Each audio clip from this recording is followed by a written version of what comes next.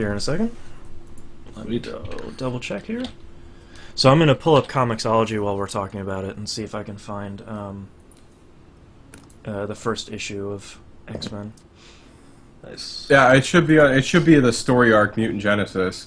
Okay. Like I would pretty much go with the Mutant Genesis arc and then to Age of Apocalypse.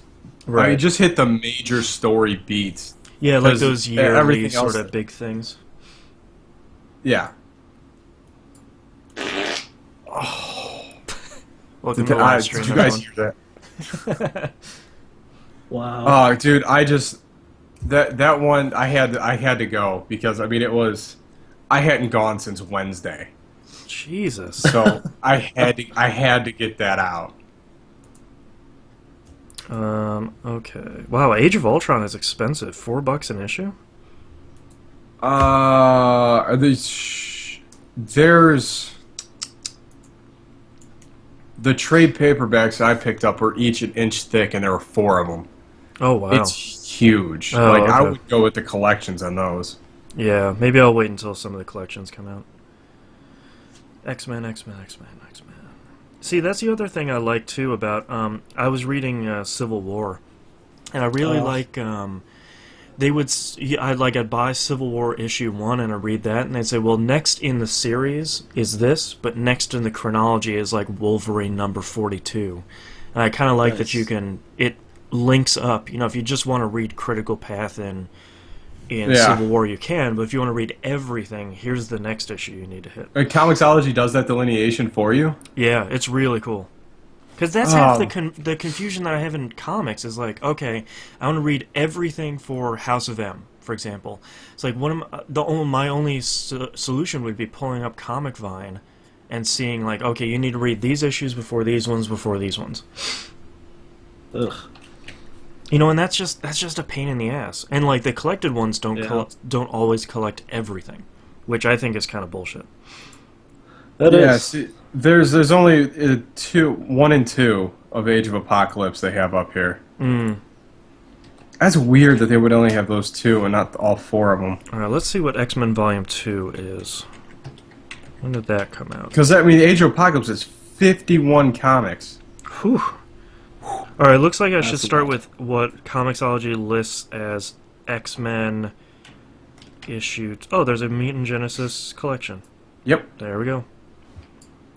From 1991. Collects X-Men from 1991 1 through 7. There we go.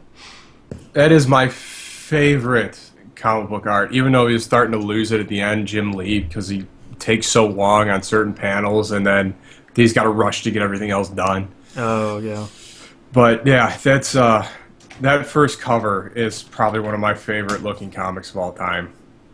Oh, here we go. X-Men number 1. It's got Iceman, Cyclops, and Wolverine on the cover.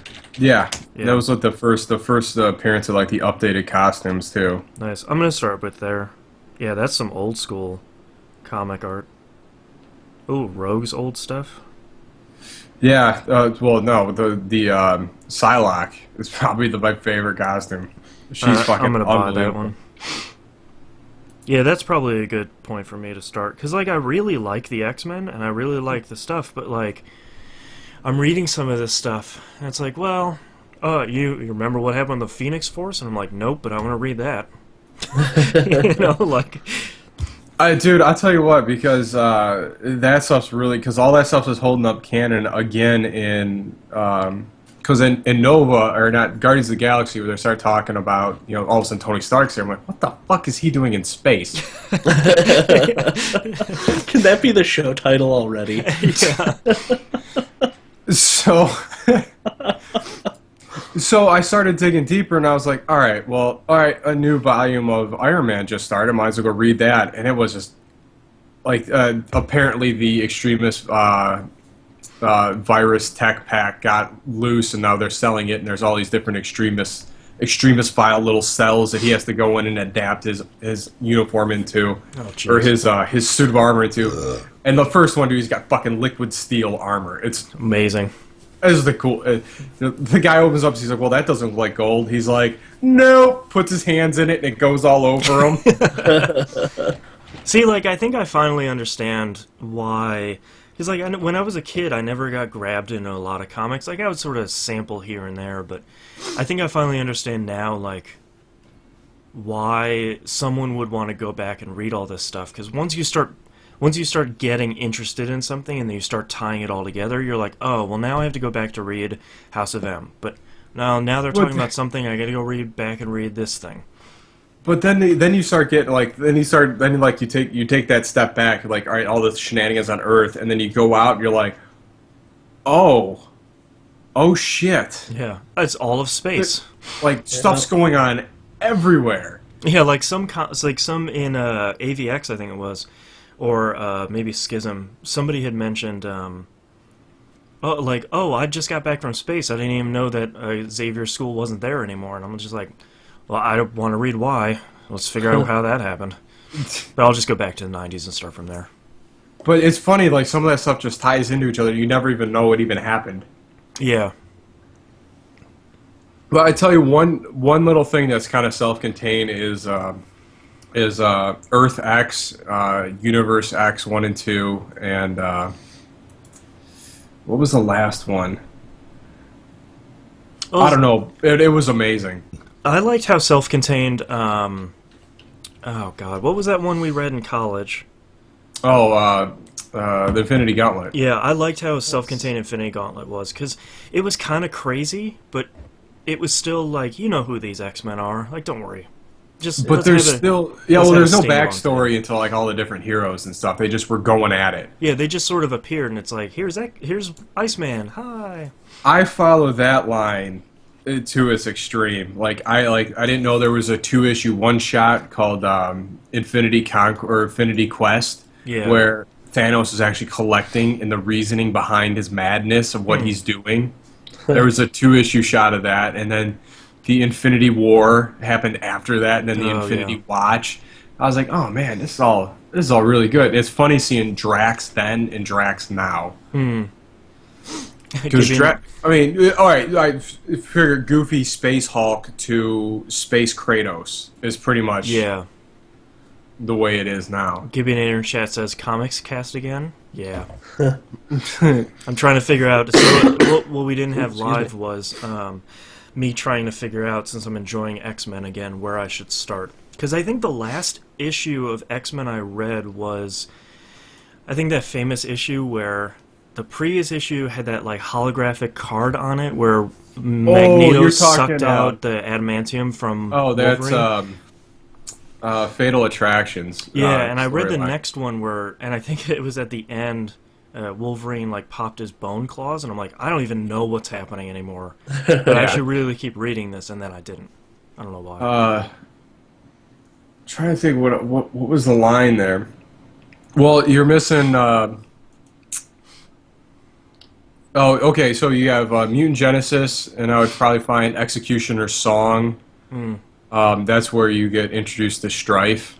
Okay. And Cable being main characters in that one. Right. Then Fatal Attractions. Right. And then Age of Apocalypse. Oh, nice. I think that's some heavy lifting right there. Yeah. Well, like I'm reading Wolverine and the X-Men, and Genesis is in it, who apparently is like the kid version of Apocalypse, and I'm just like, I don't even know what's going on. I need to start back at the beginning. Well, it's even worse. Like in the Executioner's Song, like led right into Age of Apocalypse, where Xavier's son is the one that I don't know if his name was Legion or something. It was something crazy, where he's got the huge high hair and and is like super telekinetic, and he brings on the Age of Apocalypse. Wow. Because I think the last thing I read after Fatal Attractions was that semi-famous Batman run where he was addicted to painkillers after he let that girl die. That was actually really good, because it was like the one time you saw Batman like lose Control. lose. Yeah, like he lost for once, and he kind of went into this downward spiral. So that's the thing why I think I like Tony Stark so much better, is that he's always fighting himself more than he's fighting his external forces. Yeah, he's easily his own worst enemy. Yeah, because Bruce Wayne's always fighting his past, but it's never an issue. It's always sort of like, oh, my parents. Well, it's always brought up as his main motivation for the way he is and what he does for what he does. Yeah. Whereas Tony Stark is, I can do this because I can. Yeah.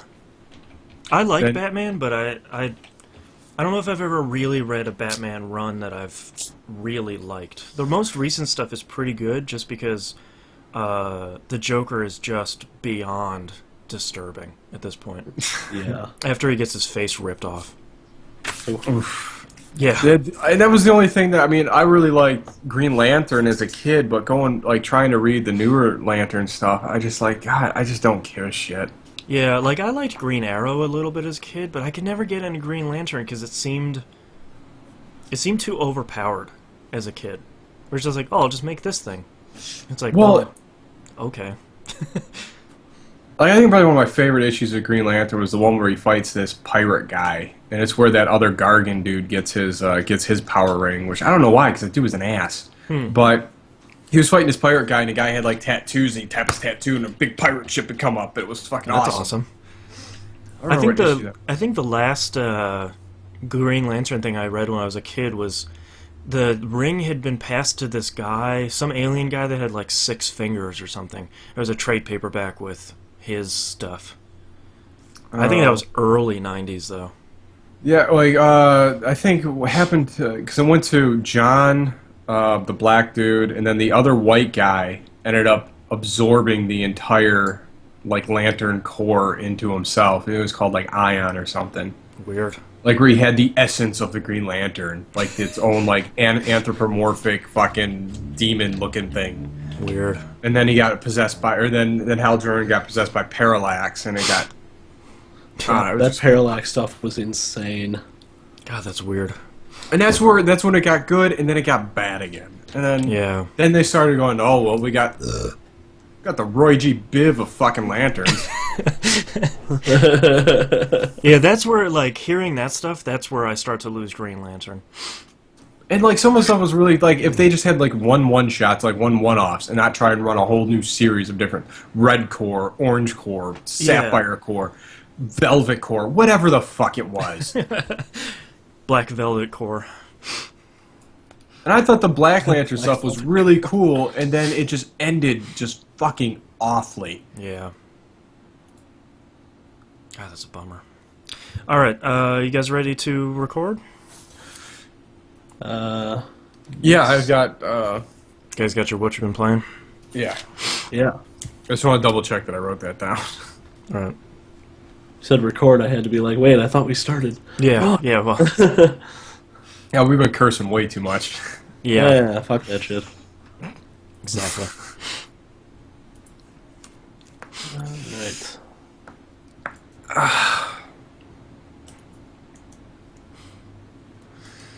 I need a back brace or something. My posture sucks.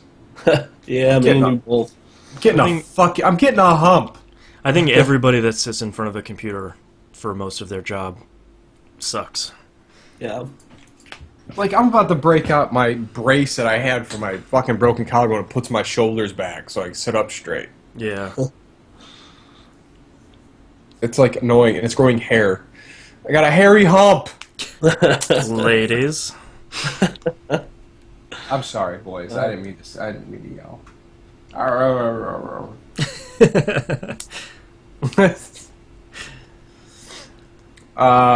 I'm ready. Yep. All right. Let's get started in 3, 2, 1. Hello and welcome back to another episode of That Video Game Podcast. I am your host, Boston. Over there's Knobs. Hello. And returning from his house-moving related hiatus is the Hannah. Hey, everybody. And let's get right into it. Knobs, what you been playing? Oh, hey, yeah, I forgot. I'm always first. There are only 200 episodes or whatever. That's because we were talking about comics too much here in the... If you guys haven't watched any of the live stream stuff, please come join us. Twitch.tv/E1M1 Network. We were talking a lot about comics and me starting back to read X-Men from early 90s. Because why not? Yep. Apparently I have too much money. Oh, and for some reason we managed to find the amount of free time to read this stuff, too. Because I do it all the time. I actually read it in bed before I'm going to sleep. Because do it's the fairly same low thing. impact. Yeah, don't think too hard. Yeah. Yeah. Well, blah, blah, blah, blah, blah. But again, Left 4 Dead Monday Night Combat. Monday Night Comics. Night combat. All right. Oh, this is gonna be great. One of those episodes. All right, so Monday Night Game Night, another great live stream with Donnie caught on live stream just being Donnie, and it's great. Into for anybody that's really interested in watching these, In6 Chunks, shout out to him who's been recording this stuff and exporting it from his live stream to his YouTube channel. Search for In6 Chunks, IN6 CHUNX on YouTube. I'm gonna put a link to his channel on the front page of the site at some point. But sounds like he's gonna start recording all this stuff. So And it's awesome. You don't have to hear us chatting about it. You can go watch it yourself. Go And watch enjoy yourself, because usually something stupid gets said at all times. But again, sorry, Chunks, for hitting you with a 20-point off the top of the stage. No, you're not. No, I'm not. It was awesome. Like, and the reaction was even better because Donnie said, "Oh, it was great." Cowboy! Easy. SEAL Team 6 rocking out. Easy. But yeah, so that's always a good time. Come join us. I think we had a 12 gauge shotgun, 12 gauge slug. I'm sorry, I forget your name. I'm an idiot. That dude. That guy. But it was in the recap in the thread. But yeah, so check out the recaps and the live streams. They're a lot of fun. Played a whole bunch more DOA 5 because I'm a glutton for punishment, and Because Seven why not? Hender and Seven Hender just rolls me. I got to play with Jay Vengeance, also nice. making his debut back to the ring for his last match too. Oh, Our favorite wrestler, Super Hungry. good luck, sir. Our Oh, good favorite luck to him. chicken-headed wrestler. Yeah, it's good for him. I'm really happy. I didn't realize his injury was 3 years ago. Can you believe Wow. that? That seems like it was like last year. Yeah. Where he was held up with that neck injury, but speedy recovery and good luck, my friend. Indeed. So saw the announcement for Saints Row 4. Mm-hmm. So I decided to go back and play some Saints Row. Oops, I forgot a letter.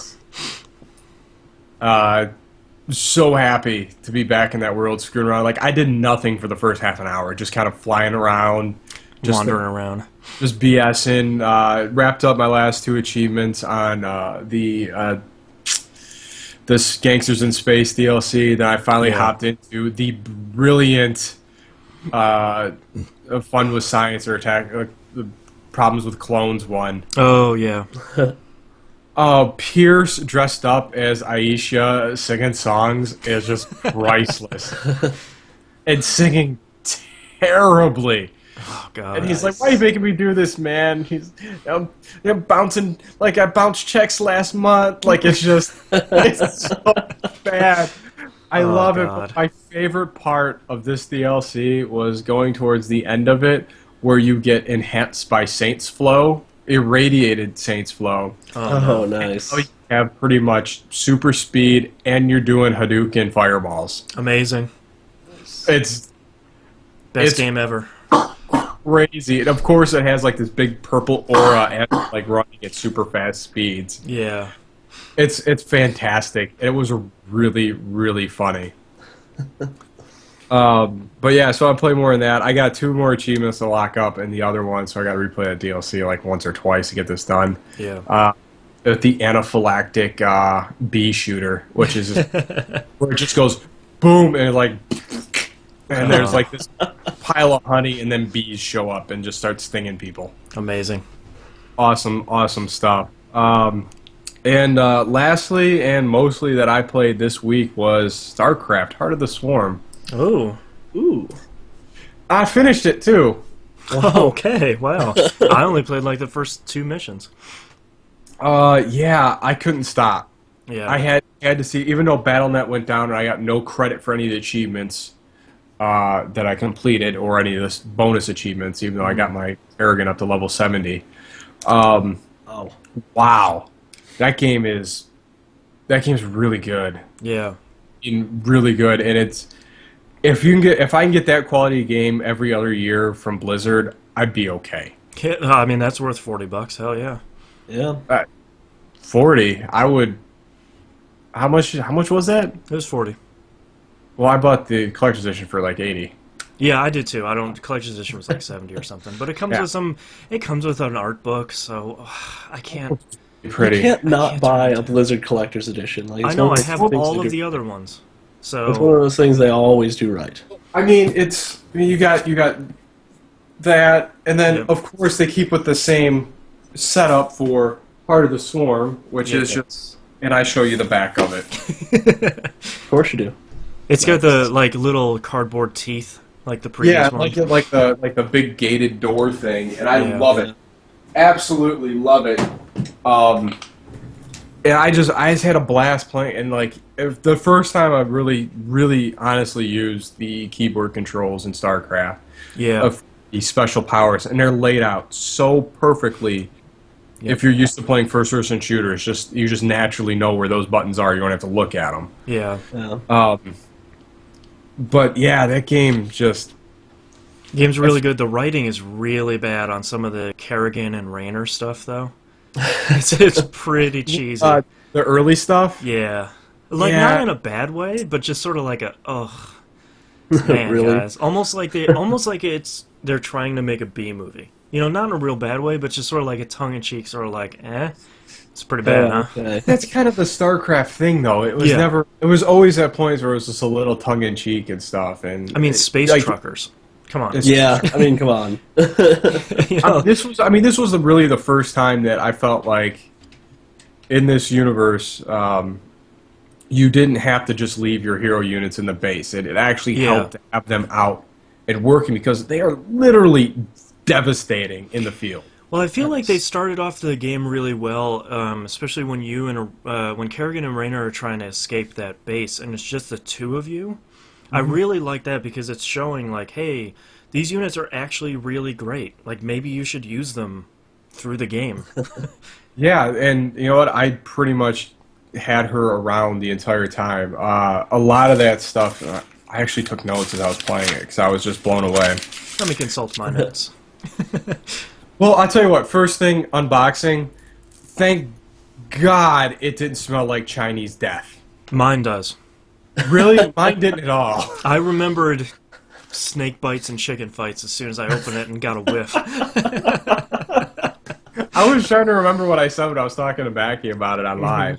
But no, it didn't smell like, it smelled bad. It didn't smell like your... Didn't smell like hot death. No, it didn't, yeah, it didn't smell like the chicken fights and snake bites, but Yeah.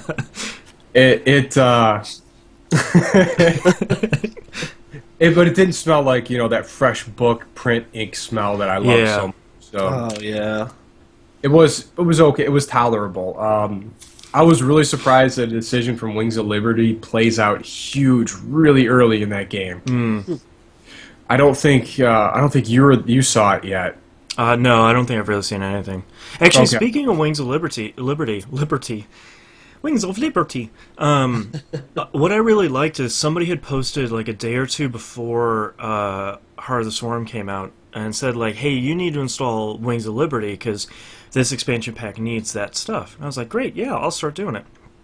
So like 2 days before I started installing it and started downloading it, it was like 10 or 11 gigs it wanted to download.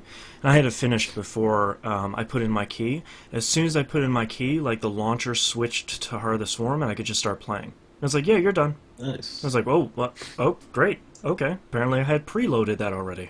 Very nice. I didn't either because I had Wings of Liberty installed on my other PC, which mysteriously has a weird bug that I can't figure out.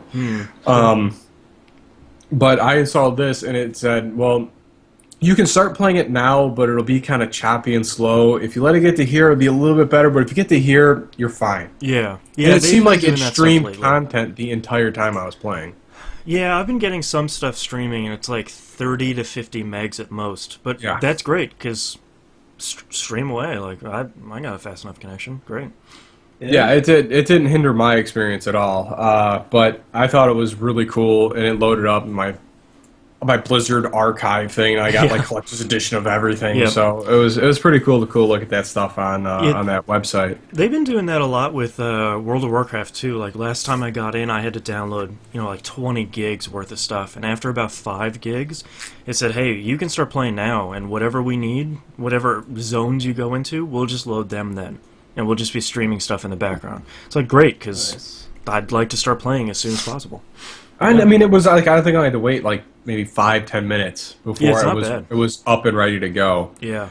I was really surprised. I'm actually not surprised, but I said, why did they have to give this little Zergling a little floppy, happy tongue? Yeah. Like, I didn't notice it. It was like, ah. Yeah. Like, God, you need to Gross. stop. Not to keep talking about the launcher, but, with as many PC game launches that have gone wrong lately, especially with SimCity, it's really nice to just fire up the Blizzard launcher, let it run for a couple minutes, and then I'm in the game. For something that's huge as StarCraft 2, where I'm sure millions of people are playing at one time. Oh, yeah. I didn't even notice any problems. I got in, I was able to log in, started the campaign, and things were fine.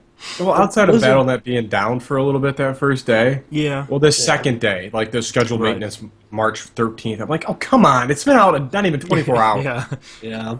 Yeah. Well, and considering Blizzard's history with Battle.net and knowing how to handle an infrastructure that size due to World of Warcraft, it's not too surprising that the launch was that smooth. Then again, you have a company like Maxis making SimCity that usually does single-player stuff. They're like, hey, make sure you have a big enough infrastructure. They're like, yeah, 3 computers will be fine, right? Yeah. I mean, you would think people would learn. One of my favorite quotes from Blizzard at the beginning of, because most people don't remember the World of Warcraft launch was terrible. It was a disaster. I mean, they just feed in game time to you over and over and over again. And one of my favorite, somebody had asked them, it's like, well, why didn't you knew this was going to be huge based on the beta, why didn't you put more servers in here? And one guy, I don't even remember who, said, we live by the tenet, hope for success, plan for failure. Yeah. So he said, we want this game to be huge, but if it doesn't, we didn't buy a whole bunch of servers that are just sitting here gathering dust. Yeah, and I thought that was a really interesting way of looking at it, because then they said, well, crap, this thing is huge. Let's feed servers to it now and then start building up. Well, yeah, I mean, the one thing about Blizzard's been really good is like, look, we need to shut down, we need to do some infrastructure things. You can still play the game, but you're not going to get, the full experience, but we'll be up tomorrow. Yeah, go play the single player, that thing still works. Your ladders will be back tomorrow. But that was all good. The server, I just didn't get credit for any achievements for finishing the game. Yeah, which is whatever. Yeah, I don't think you Blizzard get anything achievements for them. Maybe some character pictures Some banners or something, or whatever. But you know what? Now I wouldn't be. I tell you what, I wouldn't be hard pressed to go back and play that game again because it was really, really good. And play it on a harder difficulty probably now. Yeah, I'd like to play it on because I played it through casual because I just didn't feel like breaking my brain. Yeah, just like getting the story.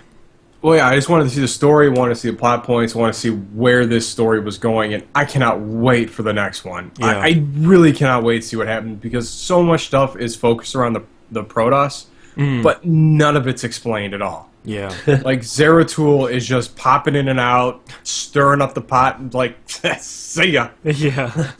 Like, it's great. That's the nice thing about it being... I didn't even realize it's been like 1.5 or 2 years since Wings of Liberty, and I think it was a perfect amount of time, because I think back then we were like, God, 2 more years? But now it's like, yeah, I want to play more StarCraft 2. It's been a while. I think I'm ready to hop back into this. It does. Yeah. It feels like this is like the right pace to go back to this game again. Yeah. Like, it doesn't feel like, man, I just did that not too long ago. No, it feels like you know what, I missed that, and that was fun.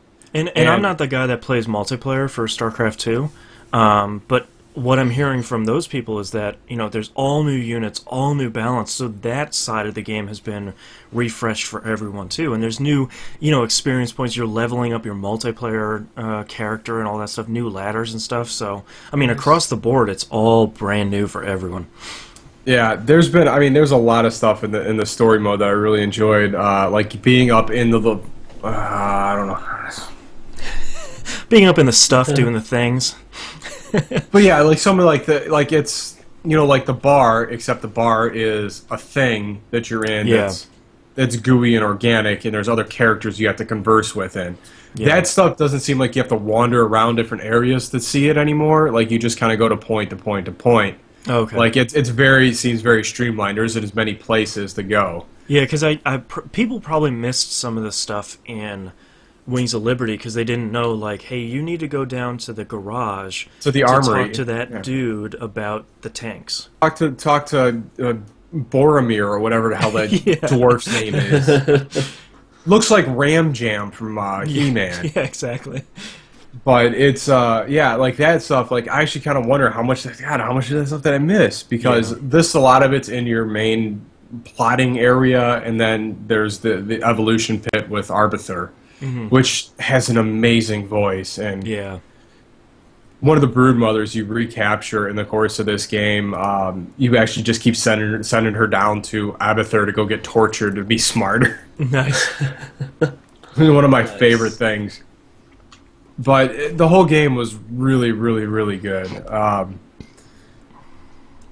really want someone to play more of this so I can really talk a little more candidly about it. But it was very, like, this is what a game should be, well paced. Like, it was a joy to sit there and play an experience of a game that didn't feel like left you wanting more, but left you satisfied when you were finished. Yeah. Nice. Like, I think that's a really hard thing to balance in a serialized universe. Yeah. Well, and I think they're doing it right. And for anybody that didn't play Wings of Liberty, it's super cheap now. I think Blizzard for the last couple of weeks has been selling it through their own store for like $15.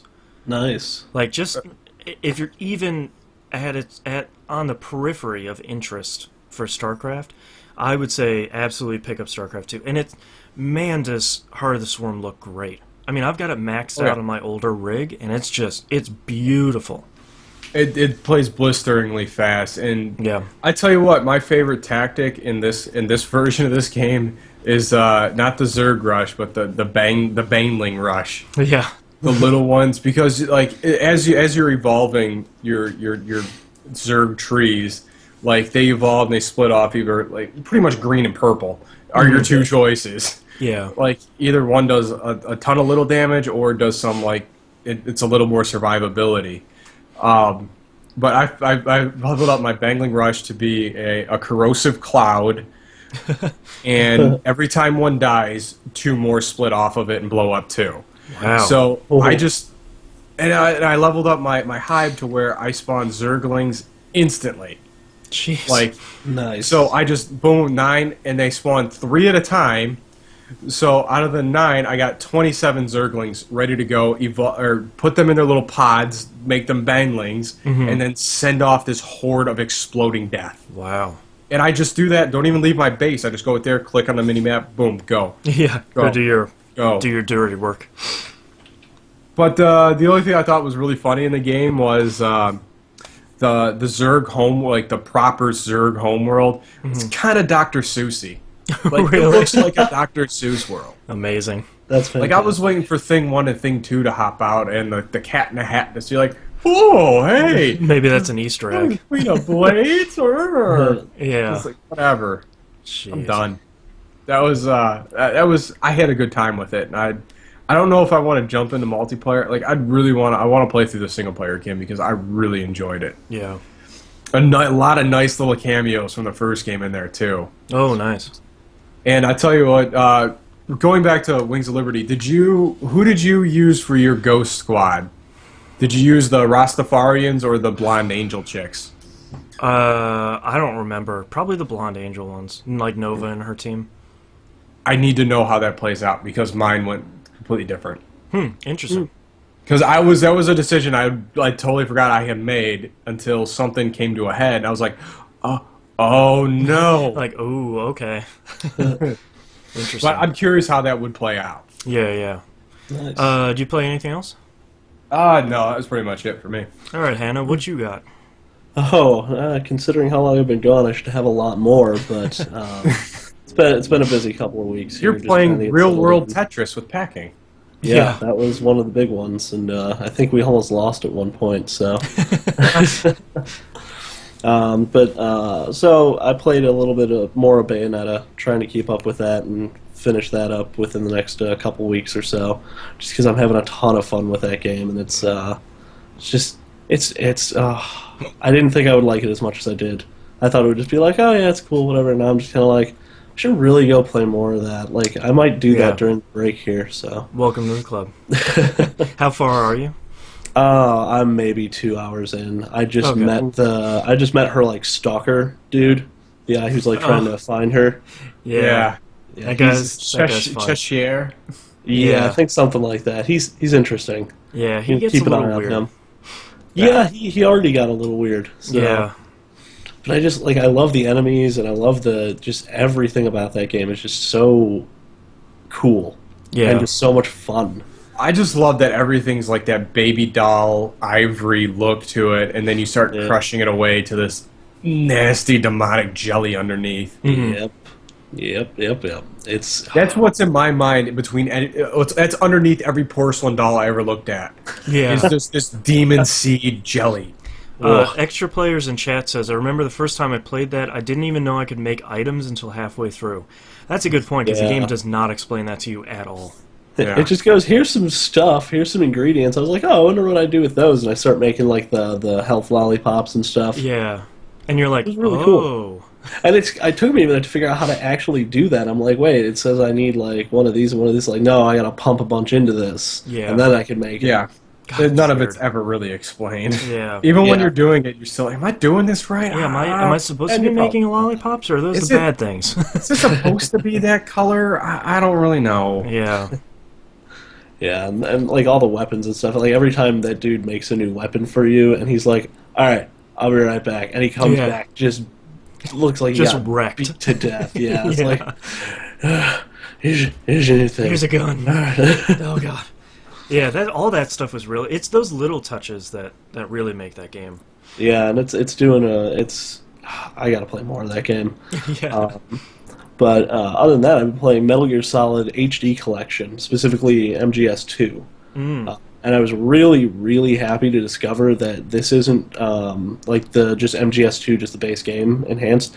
They took MGS2 substance for the PS2 and just blew it out. And I got MGS2 and MGS3 for $10 when it was on sale on Games on Demand for 360. Nice. And I picked up Peace Walker as well. Oh. So I got the whole MGS HD collection for $20. Nice. Which, I mean, that's a fantastic deal because I was planning on replaying them anyway. But I mean, I don't even need my copies of Substance and Subsistence anymore. Well, Subsistence just to have Metal Gear 1 and 2, but yeah, man, the amount of VR missions in MGS2 Substance alone and all that stuff is HD now. Like, I think there's something like 120 missions in that thing. I mean, it's crazy. They did a fantastic job on it too. Yeah. I haven't looked at them. Whoop, go ahead. Have you played Peace Walker before? I have not. Peace Walker's a little bit different, but I think being able to use dual analog, I think helps it a lot. Makes it a lot more playable, and for me, the biggest part is building up your base and saying, okay, I just stole a bunch of dudes with a high flying balloon. Now you're going to be a cook over here. You're going to do R&D over here, and you're bad. You're going jail. Nice. You know, it's pretty cool. Yeah, I'm looking forward to playing some more of that. I'm just I'm getting settled in the new place, and haven't really turned on a system other than to check my internet connection throughout the house. So yeah. But yeah, my plan for MGS2 right now is I want to collect as many dog tags as I can because I've never really done that. Yeah.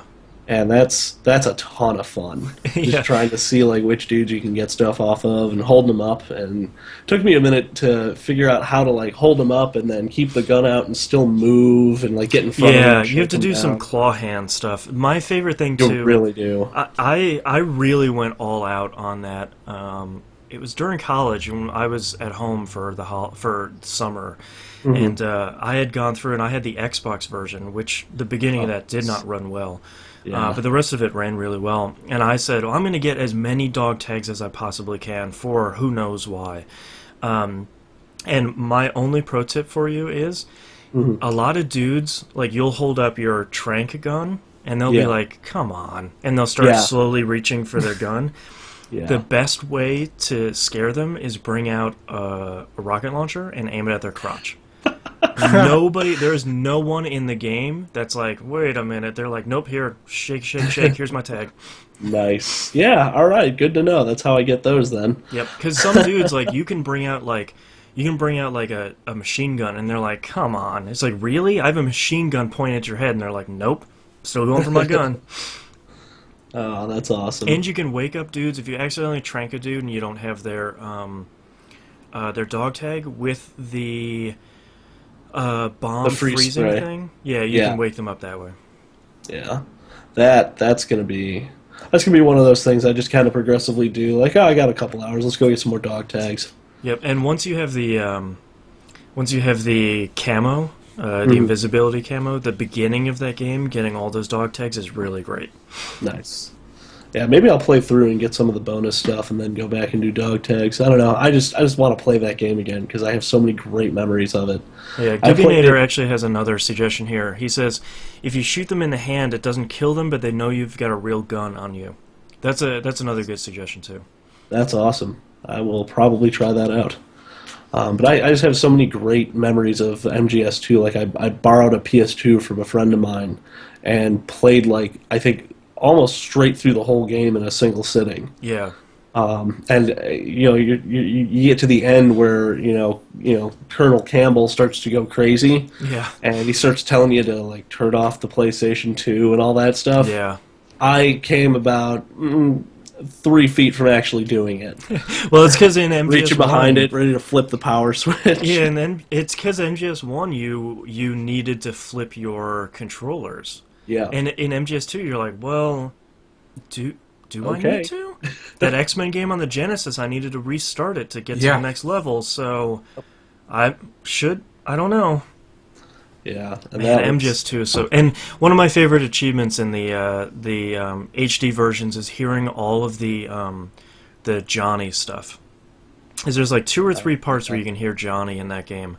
Yeah. And you have an achievement for... One of my favorite is when Emma is walking across the struts, and she runs into him, and he's like, hey, what's up? And she's like, what's... Huh? He's like, are you going to shoot me? He's like, meh, no. Nice. I'm okay.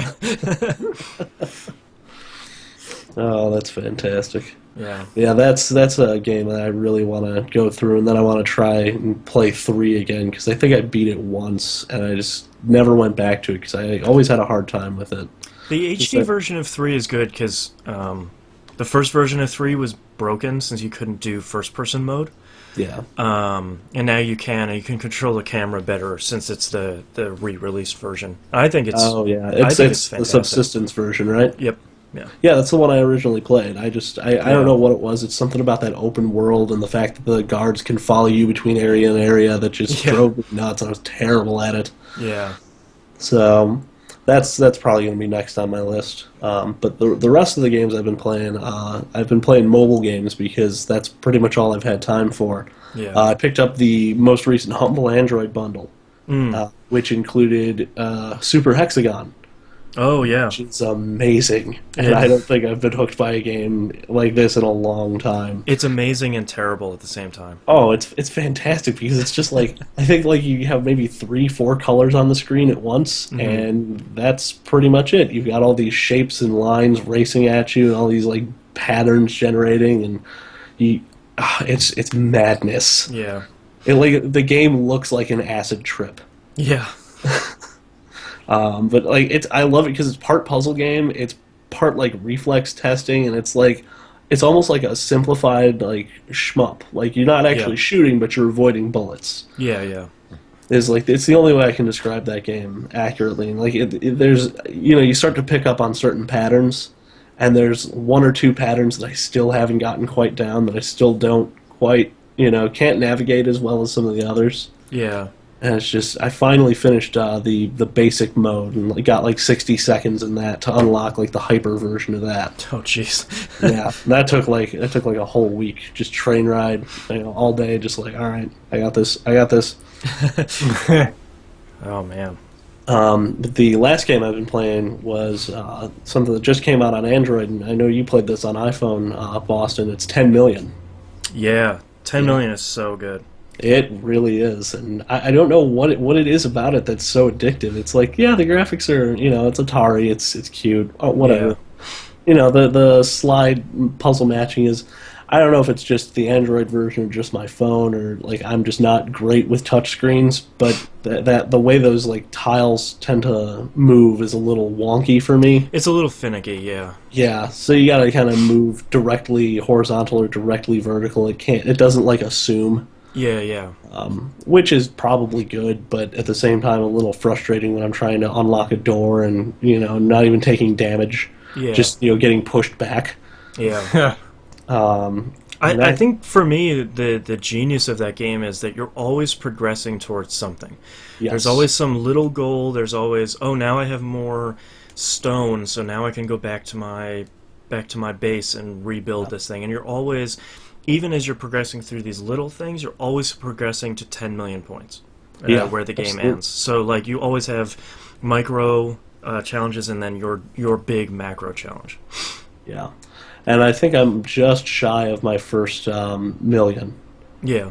So I mean, that's going to be a long, long time coming. It ramps up pretty quickly after that because it gets That's pretty crazy. Like you're fighting dragons at that point. Like it starts getting kind of nuts, but in a way where you feel great because your character's starting to get really overpowered, Yeah, and you're starting to get that subconscious thing that you can do with match 3 games where like you can just start seeing patterns in the board. yeah. Yeah. Once I move this here, everything on the board explodes. Exactly. Yeah, Yeah. it's always fun. But that's pretty much all I've been playing. Let's start off in my list with the bad. Oh boy, Castlevania Lords of Shadow Mirror of Fate.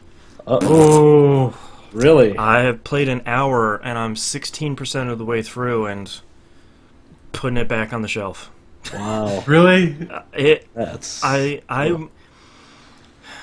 so when I play a Castlevania game on a handheld, I expect a Metroidvania game.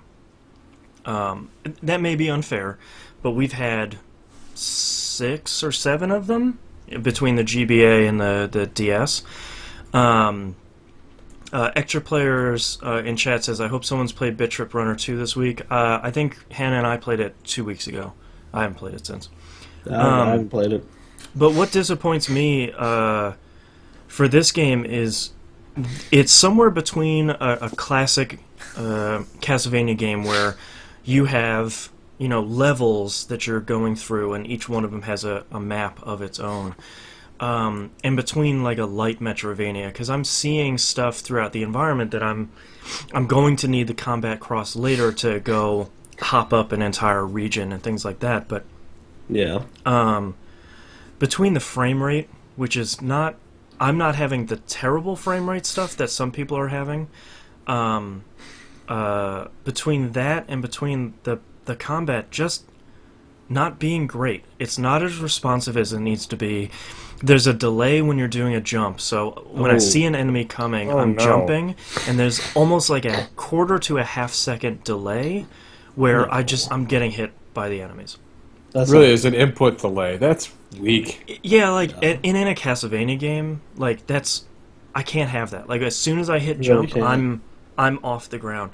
Even his jump arc is really weird, where it almost the like worst. stops halfway through and he just sort of sinks. Falls straight down. Yeah, like it's just everything about it mechanically is really unfortunate, and it's, I don't want to say it's bad because it's really particular, but in a way that I don't enjoy in a Castlevania game. And Knobs, you and I loved Lords of Shadow. So Yes, like, we did. I loved so- it too. That's right. Yeah, that's fantastic.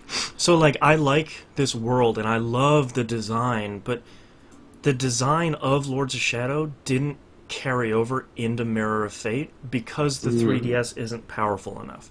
That's So a shame. all of the environments just look muddy and dark and brown. Like it looks like how you would have expected Lords of Shadow to look.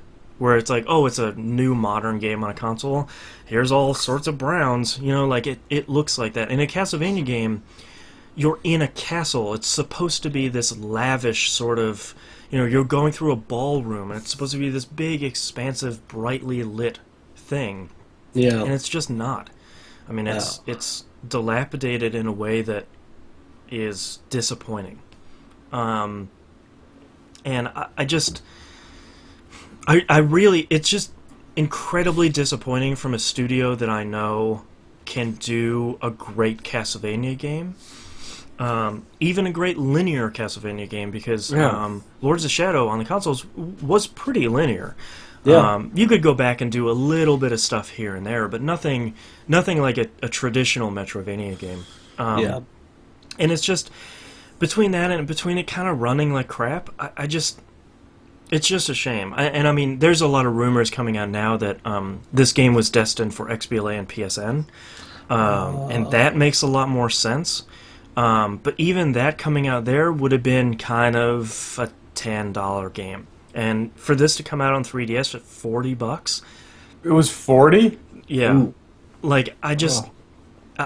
This is none of these. Lords of Shadow to me was more than the sum of its parts, because the sum of its parts was kind of. You could say it was reductive. You could say it was stealing from a lot of other games, though I disagree. Absolutely.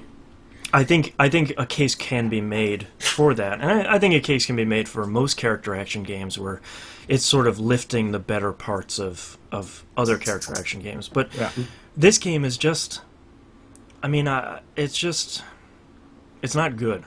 It's not responsive, and it's not fun to play. I mean, I would understand it being more of what we weren't expecting. So, I know I'm in the same boat with you. I was expecting a Metroidvania game. Yeah. Like that's That's a quintessential handheld on a handheld game. Yeah.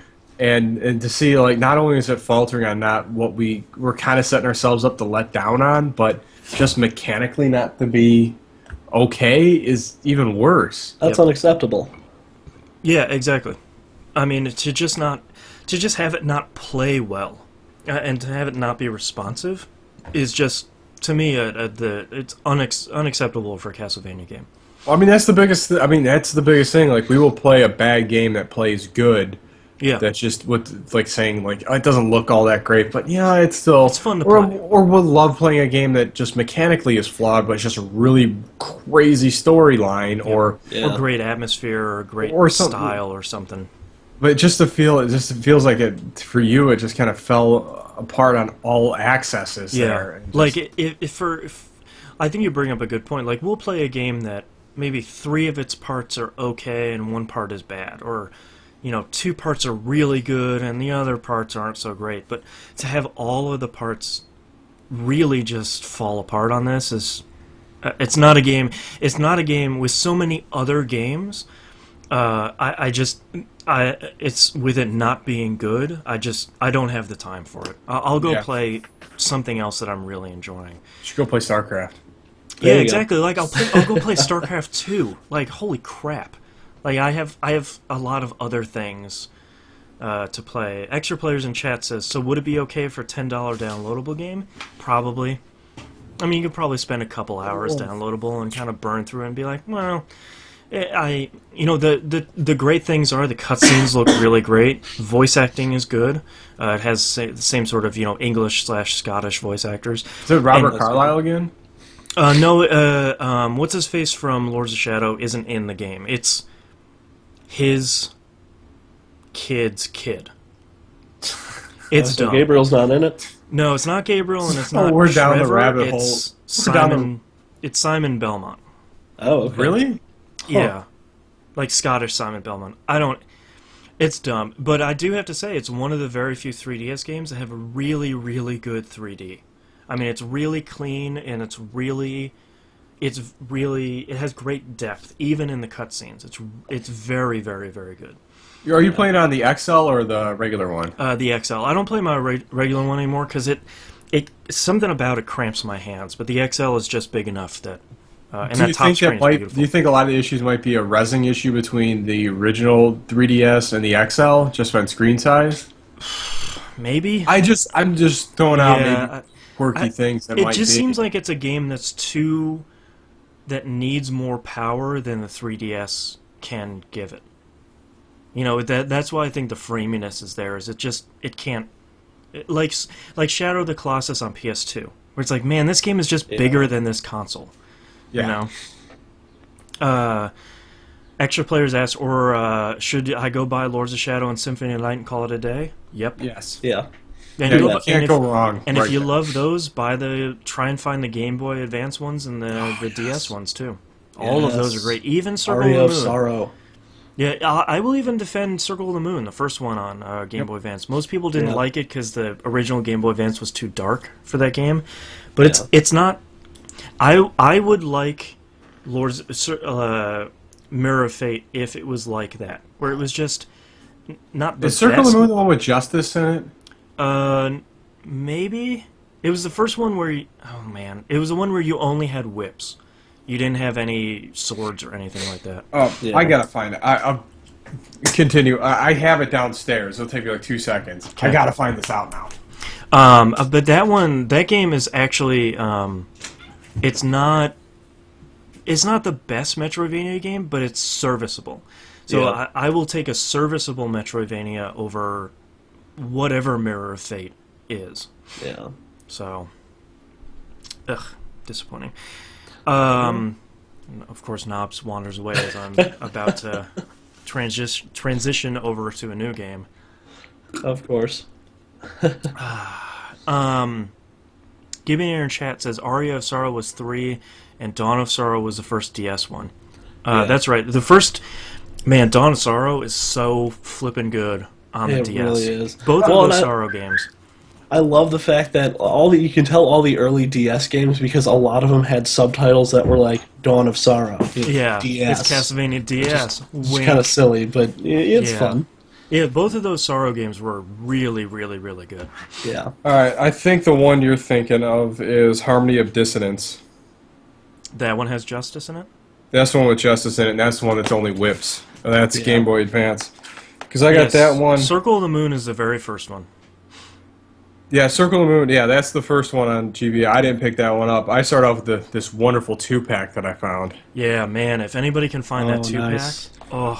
That was it's Harmony of Dissonance and Aria of Sorrow. Yep. And then pretty much our Dawn of Sorrow is almost the same game, Almost, but man, does it look good. but it looks fantastic. And then Portrait of Ruin and Order of Ecclesia are fantastic. Yep, I think I liked Portrait of Ruin more than most people did. I think it's inoffensive. It's not going to be your best one. Like, Order of Ecclesia is really, really great. Especially once you get to the second castle, and it's super tough. Yeah. But yeah, man, all of those games are good. Circle of the Moon gets a lot of hate still, but I think it's a lot of people that never played it. I think it's a lot of people that just heard it was too dark and never really... Just piled on. Yeah, just like, yeah, it is bad. It's just like, no, it's not bad. Alright, so moving on. Tomb Raider. I finished that yesterday. Ooh. That's a really great game. You know, That's what I hear. The ending was a little weak. I'm not going to be as harsh on it as a lot of other people have been. I didn't think it was a disaster. But man, just a really great game throughout the entire thing. Really well paced. All the enemy encounters are great and ramp up really well. Lara is a really, really great character throughout. And man, does it look good on consoles. Just really clean looking, really great vistas. You know, there's a lot of really interesting times where you go, up a cliff and you look over and it's this amazing sunset. You know, the sun's setting for 4 hours in the game, but it looks really great. Oh, I love those vistas. Ah, vistas. Oh, good old fuel. Microsoft Vistas. But man, I really had a great time with it. Like, I was going in, I think, sort of expecting an okay game, a game that was going to be fun enough, but really came out of it really enjoying it, and I'm really hoping that they continue this chain, because it ends off with basically like, wait for the further adventures of Lara Croft. Tune in next week. That sort of thing, Nice. which is great. And I can't wait to play it. My only so realistically, my only criticism on the game would be they really needed a different voice actor for the main villain. Because when he starts on his speeches, I don't want to ruin the game for anyone. There's no spoilers, but he sounds the least menacing he could. He sounds like a homely doctor or something. Or it's just sort of like it's too nasal to be a really great villain. I'm gonna come get you, Laura. Yeah, I'm gonna get you. Here are my master plans. You know, I'm Mothman. You know, like it just. I'm Waluigi. Yeah. It falls apart. You know, and that's really my only criticism of the game. Everything else is really great, and Nice. man, those weapon executions are brutal. Just. Like when you do the execution for the machine gun, she starts the gun at probably about the center of your chest and just holds down the trigger and just pulls it up, and it's just cutting this dude in half. And I'm just like, Brutal. what? Sick. But yeah, it's gonna be on my top 10 this year, probably pretty high, and Nice. I would not have guessed it. At all, and It seems like a very successful reboot of that franchise. yeah, and I think it's a reboot that really, because I never really cared about the character because she was never a character before. Yeah. It was just the two guns shooting tigers she was in the an face. avatar. Yeah, so like, and I really like that. While she doesn't make a lot of really great choices in the game, it's all serviced in this sort of cheving naivete throughout the game, and sort of growing as a character and growing into this sort of hero role, and I really liked it, and I wouldn't have guessed that, and I'm halfway thinking about playing through to get the rest of the collectibles. Nice. And one of my favorite things in the game is as you get to the end of the game, there's a pop-up that says "Point of No Return." It says, Laura. I love that nice stinger. Just look, you go any further, you can't go back. Just break the fourth wall. That's all Every I game wanna should know. have that. Well, yeah. Because it says, And even then, it should prompt you. Are you sure? yeah, because what it says is you come across this very last campsite, and it says point of no return. After this point, Laura can no longer fast travel between campsites. Oh, okay. And it's just clear as day right on the screen. And after you beat the game, you can load the game, and it brings you back to that same exact point before the ending of the game. You still have all your upgrades and stuff. So it's really great, because I'm thinking about going back through and getting all the rest of the collectibles. Nice. Because I just part of my enjoyment in that game is as you go through the game the first time, it's just a mad dash. Either you're running away from enemies, or the entire island is falling apart, and you're trying to scramble across this thing. And when you go back through the game and you go back to these areas, you finally have a chance to breathe, and you finally have a chance to kind of like look around and really enjoy the game they've built, and really enjoy going back through all these environments and really picking through them. And I really like these sort of two halves to this game, and I'm sort of looking forward to going back through the rest of the environments and kind of looking through all of them. Nice. Yeah. It's really great. I just dozed off at the end of there. I was sick of I just really Adaman. I'm just gonna take a quick nap here. See you guys later. All right, next game, SimCity update here. Uninstalled. Still, no matter what, updated every driver in my machine. Looked through all my logs. Sort of kept looking through the internet for. So one of my problems is the game. I keep saying the game's hard locking my machine, but it doesn't seem like it is, because Windows and SimCity aren't coming back with crash logs. But That's I can't odd. do anything with my machine. And if I can run Crysis 3 and StarCraft 2 on max settings on my machine, and it doesn't crash that, How is SimCity shouldn't doing have a that? problem. You know, like And my biggest problem too is like I can't find any solutions online for like black screen hard locking for SimCity, because every time someone starts a forum thread about like, hey man, I'm having problems with my SimCity hard locking, or like I'm getting a DLL error, like the first response is, well, maybe they shouldn't have put always on DRM in it. And I was just like, great, but I can't play the game because of some other problem. Like, put your agenda away for a minute. I don't like it either, to be fair, but like I would like to play the game without somebody being like, well, maybe if we had an offline mode. It's like, well, maybe if we did, that'd be great. We don't, and I still can't play it. So shut the hell up. So that's uninstalled. Goodbye, SimCity. Never putting you back in. So I played Tropico 4. And man, that game is great. I played and reviewed Tropico 3 for the old site, Gamers El Cast. Presidente.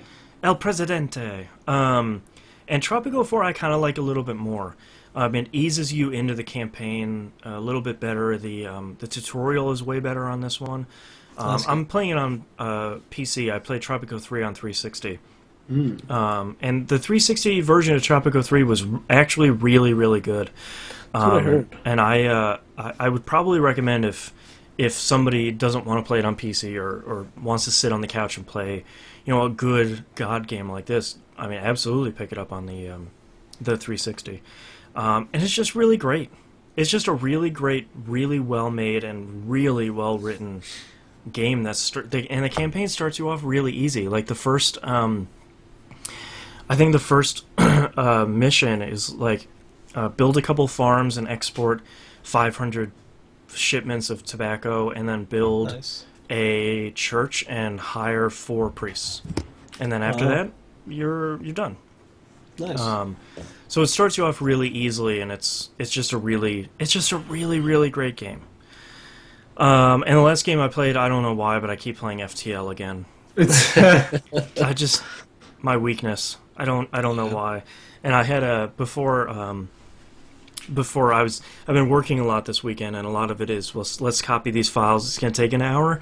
All right, let me hop back into FTL and play a little bit while progress bars are moving. And man, I had one of those games today where, okay, I'm going to do my first jump. Oh, it's an asteroid field. Okay, well, I finished that one, managed to scrape my way out. I'm going to jump to this one. Oh, I'm in next to a star, and half of my ship is on fire. Oh. All right, but I'm going to start putting it out of fire. Let me jump off to this next one real quick. Oh, great, now I have people in my ship.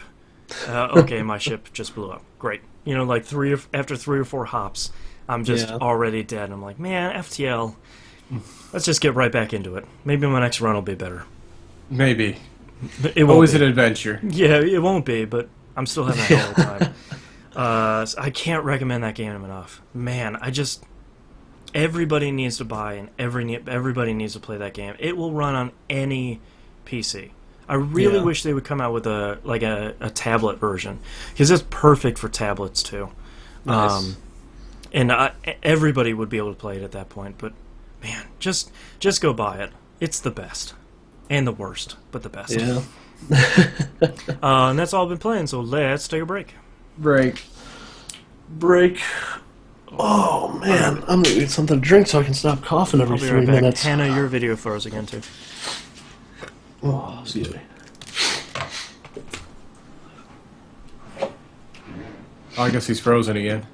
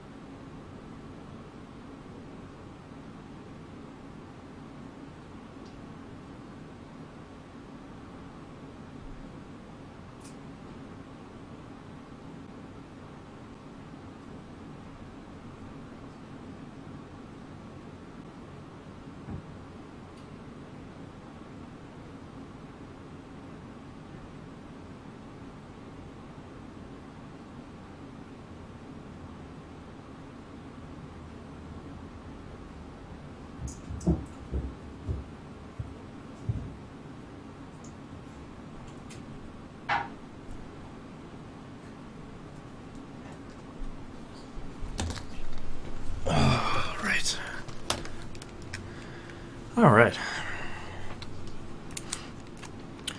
Hello to everyone in chat. Thank you for joining us again. I'm gonna eat a piece of cheese here while we're waiting. Lots of people watching today. Thanks for joining us.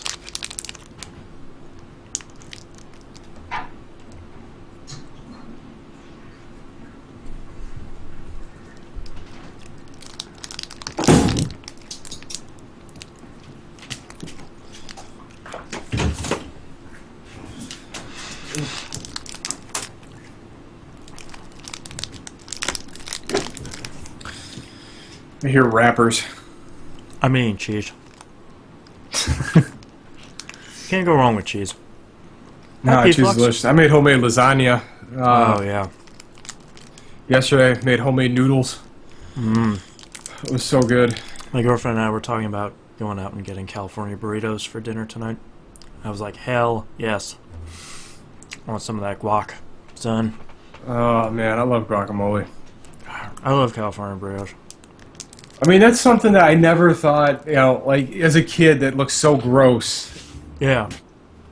I mean, did you ever see yourself absolutely loving guacamole? No. I do. I have to get it every time. For those of you that are asking what sort of cheese this is a Tillamoo. It's going to be backwards, but Tillamoo cheese. It's actually pretty good for cheese that comes in a wrapper. Is it those little wrappers that, like, in the wax? No, that's, Happy Cow? yeah, Laughing Cow or something? No, whatever. Fuck. It's too much dairy this week. Oh. Yeah, join the club. And now I'm eating cheese, because I'm dumb. I think we're going to get carne asada fries, too. God, those are the best. That sounds fantastic. So it's fries with cheese on them, and then one half has sour cream, one half has avocado or guac on it, and then all of it just has carne asada sprinkled on top. And they just give you a fork. They know what you're going to do. One fork. They know it's just for you. That's so funny.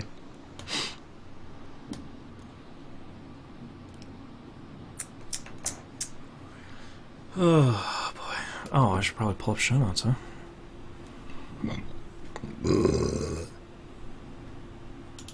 Extra player says, my burrito would be half carne asada and half shrimp. I'm not a seafood fan, so... I love shrimp, but I don't know. Shrimp burrito sounds kind of rough. Well, no, because you just got to think of the quality of the shrimp that's going into a burrito. That's true. What sort of shrimp are they hiding from you? No, it's probably brill. Yeah, you're getting some bad burrito shrimp. Oh, extra player says it's a surf and turf burrito. Touche. Touche. Yeah, I love my burritos with carnitas. Yeah. Slow pulled pork. Some of them porks.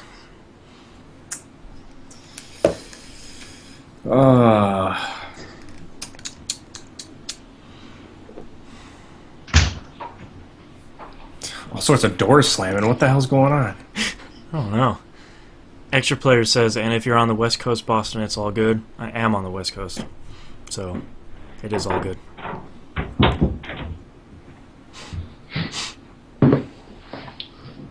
Dun dun dun. And we're back. Oh, hello. Oh, And your camera fixed itself while you were gone. Yeah. Oh, sweet. It's weird. Yeah, I gotta figure out why it's doing that. It's probably something with my new router. Yeah, because I got a Comcast and they were cheap and were like, hey, we're gonna give you the $7 a month basic modem. I was like, oh yeah, that comes with Wi-Fi, right? They're like, They're like, the what now? Yeah. So I just went out and got a Belkin N150 router, and I had to mess with some settings to get some things to work last night, so... Gotta look at it again. Oh, excuse me. All right. Yes. I am ready to go whenever you guys are. I'm ready to go now. All right. Ready in 3, 2, 1. Welcome back, everybody. We got releases, downloadable games this week. We have Dark Stalkers Resurrection for XBLA and PSN. That is 1,200 points and $15, respectively. Oh, yeah. About time. Trials Evolution Gold Edition for the PC is $20. Go get that if you hate yourself. Yeah. If you're a glutton for punishment, you're welcome. Your $20 is well spent. U.S. release for the week of March 18th, 2013, Gears of War Judgment. In case you haven't been paying attention to your dashboard, it has a countdown on it. dash. Wait, that's coming out? Whoa. Yeah. No, really? Just best kept secret. Yeah. That's for the 360. Walking Dead Survival Instinct for the PS3 and 360. Is that FPS one? Yeah. I cannot wait to see what the final product on this looks like, and just wait to see it get eviscerated. Yeah, Not good looking. But on a lighter note, Luigi's Mansion Dark Moon for the thirds comes out. I think I might pick that up. That looks fun. I'm interested, even though I probably will never play it. Like I never played the first Luigi's Mansion. I really got to play that first one. Yeah. Monster Hunter 3 Ultimate for the 3DS and Wii U. So, if you're aware, you know that game's out. Passing on that one. Can't go down that rabbit hole. No, that's another one that scares me. Yeah. Pokemon Mystery Dungeon Gates to Infinity for the thirds. I'll probably pick that one up eventually. Oh, man. And DOA 5 Plus for the PlayStation Vita. Cross-play, cross-buy with the PS3, if I remember correctly. Yeah, but with all in that game. Yeah, and I just realized that the PS3 version of DOA 5 can let you upload fights directly to YouTube. Which the 360 version does not. That sucks. That's silly. It is a bit of a bummer. Thanks, Microsoft. Still trying to work out those kinks. I tried to upload a video to the leaderboards. Apparently my rank isn't high enough to upload anything. Wow. Thank you, game. Why? For making me feel terrible. Man, this horrible caste system. Yeah, right? UK release for the week of March 15th. Nothing. Happy St. Paddy's Day to you. Yeah, UK releases may be disappearing soon because I can't find any reliable place. So... Alright, let's move on to news stories. Nintendo found guilty in patent infringement over 3DS technology. A former Sony employee sued Nintendo in 2011 for infringing on his patent for glasses-free technology. He claims to have met with Nintendo on the topic in 2003. Nintendo will need to pay out the huge sum of $30.2 million. Which for Nintendo is, okay. Yeah, fine. I think we got that couch cushions over in the break room. Yeah, right. Someone open up a 3DS. Yeah, that's it. Nintendo's headquarters. Our couches are lined with cash. Yes. There's always money in the couch cushions. Yep. Callbacks. That's what I like. Indeed. Next news story, new ESRB trailer rules. So this is something that's almost inside baseball, but it's pretty interesting. ESRB has released new rules for M-rated game trailers on the internet. They're saying if your game is M-rated or expected to get an M rating, right now you have to fill in those stupid age gate rating things before a trailer, before you watch it. What year were you picked on? Or born on? January 1st, whatever my cursor lands on. In the future, a trailer can show a 4-second green band warning, just like movie trailers, as long as the trailer itself is all ages appropriate.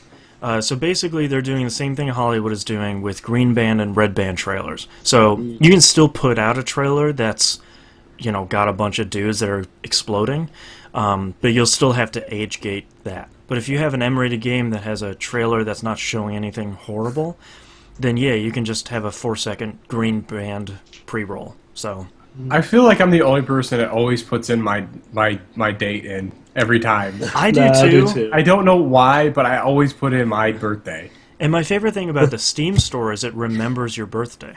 Yes. And so does Giant Bomb if you're signed in. Nice. So more places need to do that. Websites. Yeah, internet, get on that. Yeah. We're on the internet, right? Oh yeah, that's right. Speaking of Steam, Valve distances itself from the Xi3 piston. This is weirder. one of the dumbest news stories this year. XI3 recently came out and said that their Steam box would cost $1,000. For those of you that are curious like I was and missed the specs for it, it includes a 3.2 gigahertz quad-core processor, 8 gigs of RAM, and a 128 gigabyte solid-state drive. If you'd like to go up to a 512 hard drive, you can expect to spend $750 more. Is there any other storage in it? I do not think so. I can build that for 500, maybe 400. Less. Yeah, I mean, like, you don't... Nobody... This is insane. Like, and I understand, like you remember when laptops, when any new technology comes out that's smaller and faster than anything else, it's going to be very expensive. But when you look at what the Steam box is supposed to do, it's supposed to be a cheap box that plugs in your TV to let you play Steam games on your TV. Like, that's all it's supposed to do, and cheap is sort of kind of the point. Because if you're spending $1,000 on that, you can build a brand new, big machine for that much money. And if you spend $1,000 on a regular PC, you have a hell of a computer. Yeah. Yeah, you do. And then just plug that into your TV. Boom. Done. You can build 2 computers for that price. Easily. One in your office and then one for the TV. Let's do it. In a statement to Eurogamer, Doug Lombardi, the company's marketing director, emphasized that Valve is no longer affiliated with XI3. Quote, Valve began some exploratory work with XI3 last year, but currently has no involvement in any product of theirs. End quote. So what's that little thing they've been holding up? I thought that was it. Yeah. And I think Valve, now that XI3 has come out and said it's $1,000, immediately they're like, nope, that's not ours. That's you guys are doing. That's not. We want. Nope. No thanks. Have fun with your dad. Yeah, just like backing out slowly out of the back door. It's like, sorry, I didn't. That's not. Or you guys are crazy. See you guys later. It's like he just walked into the back room at a party like, oh, no, I didn't. I'm not. This is not. If you guys are into that, that's cool. I'm not going to judge, but that's not. This isn't. That's no guys. Pictures. Just get me out of here. Just stop. No autographs. Yeah, so 1,000, that's not. This isn't. No, thank you. Wrong choice. I can't get over the ridiculous markup on that memory. Like, 128 gigabyte solid-state drive to 512 is not $750. It's like $50 to $100. This is like 360 hard drive prices. Yeah. Like, that's not. But like scaled to the cost of a computer, quote unquote. Yeah. Yeah. That's disgusting. They're made out of platinum. Yeah. Yeah. Yeah. Ugh. Gross. All right, next news story. Left 4 Dead 2 got some of its peanut butter and Resident Evil 6's chocolate. And the two of them are cross-pollinating here. Resident Evil 6 PC will get a new mode, the Mercenaries No Mercy, which I'm hoping is a translation error, which will pit the 4 Left 4 Dead 2 survivors against Resident Evil 6 monsters, with the tank and witch making special appearances. That's available free for the PC version of Resident Evil 6 on April 5th. Then Left 4 Dead 2 PC will get a few new enemies straight from Resident Evil 6, available, quote-unquote, this spring. So in Valve time means 2015? Yeah. We'll see that in the next console. Yeah, exactly. We're shooting for PS5.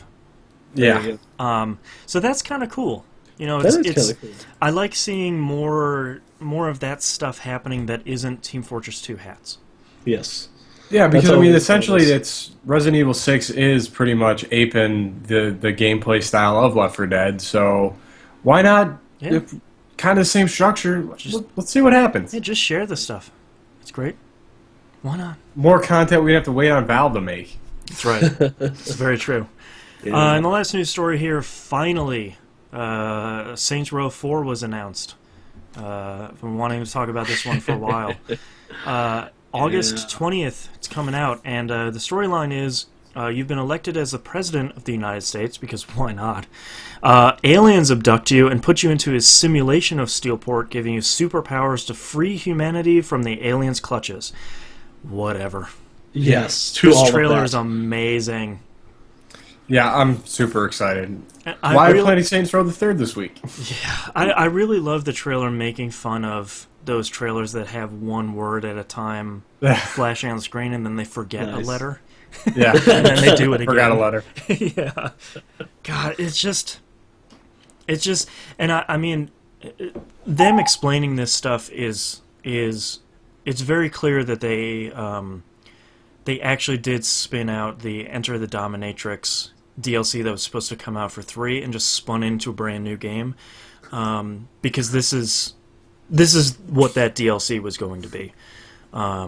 So great, now we get a whole brand new game, and I love that a lot of people online are like, well, this looks like an expansion pack to 3, and it's like, great. How much is it? When does it come out? Because I need it. Let's do it. Yeah, It sounds like a Crackdown sort of homage too, with the superpowers and stuff. I just love people online because it's like, oh, it's a probably great sequel to a great game. Oh, I'm sorry, I apologize. My bad for bringing out more good games. yeah. I'm sorry. It's something that people would love to play and have fun with. Yeah. How dare we? How dare we? Yeah. Sorry. Yeah. How dare you hate fun? Yeah. How dare you like playing video games? You Yeah. suck. Let's just dogpile more on SimCity. Anywho, Nah. that's all of our news stories. So let's take another break. Woot. Oh man, I gotta watch that trailer. I haven't had time to sit down and watch anything like Really that. good. I think it's only like a minute and a half too. Oh yeah, Right. it's real This is just short. a teaser. It's just short enough for them to put a joke in it. Oh, we forgot. We messed up spelling Saints Row. Yeah. Yeah, the only thing I did watch was the I watched the Shadowrun Returns gameplay video. I haven't watched that yet. Oh, dude, it looks so good. Like something about XCOM just set off this like I need turn-based like squad combat in every game now. Yeah. If I could have that, I don't care what the rest of it is. Just give me that. Yeah. All right, you guys ready to? Whoops, got another email. Is that XCOM first-person shooter ever coming out? I think they're smart to delay it for a little bit Yeah. because how popular the turn-based one was. I think they should distance that a little bit. Oh, absolutely. And I think they just fixed one of the major bugs in the turn-based one, where enemies, the way they do some of the pathing for the enemies, instead of having them actually like walk a path when they're off screen, they just have them teleport. Well, Oh, nice. you know, when you have teleporting code in any game, eventually it's going to go haywire. And depending on what difficulty you're on, you have a chance of having all the enemies teleport to roughly your location. Oh God! No wonder Yeah. what happened to me that one time. Yeah, I was that's a wondering, known like, bug. 3 cyber discs teleported in my spot at one time, and I'm like, well, great, I'm gonna fail this one. Yeah, the worst I ever had it was a single like heavy floater, like teleported into the middle of my entire squad. It was like, oh well, yeah, now you're just easier to hit. Yeah. F that S. Yeah. All right, you guys ready to do this next segment here? Yep. Yeah, I'm trying to get out of the way of the sun here. Yeah, the death rays that are happening. I gotta lean back. Like, Yeah, Archimedes lives across the street. Putting in 3, 2, 1. Let's talk about tweets. tweets, man. Ronnie, aka Parkwood09, writes, if the PS4 lets you play used games and the Xbox, I'm going to call it the next Xbox, doesn't, what are your thoughts? He says, I'll go PS4 probably if that happens. I don't know yet. I would like to stand up and say, no, we should be able to play used games, but that doesn't impact me, really. I don't think. I think that's an age range problem than anything else. Because if we were still in college, our argument would be totally different than I would it be is burning now. things down. Yeah. Whereas Yeah. I mean, now we have that income to spend, and it's not really an issue for us anymore. Yeah. Not saying that we're like individually rich or anything, but if we want to buy a game, we can go out and buy a game. Yeah, I think Yeah. the only thing that would stop me is I couldn't borrow games from my work's game library anymore, which would probably be a bummer. Because Yeah. I mean, free games.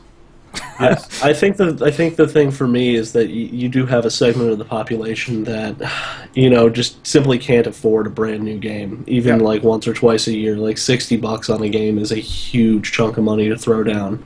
Yeah. And to that portion of the population, is the used game market is a lifesaver because it allows them to take part in this culture and Yeah. take part in this really fun, really great hobby that lets them kind of, I mean, let's face it, escape their crappy lives. Well, Yeah. and I hate to put it in those terms, but I mean, Yeah. I worked at a GameStop that was in right in like the heart of the south suburbs of Chicago, like right outside of like the farthest South Chicago neighborhood, and you had a lot of families come in that were like, all right, cool, we got buy two get one. We're gonna spend $15 and we're gonna get three pretty good games. Yeah, I mean, like, yeah, I don't want to make sure that people don't think we're discounting used games, because used games are, of course, incredibly important.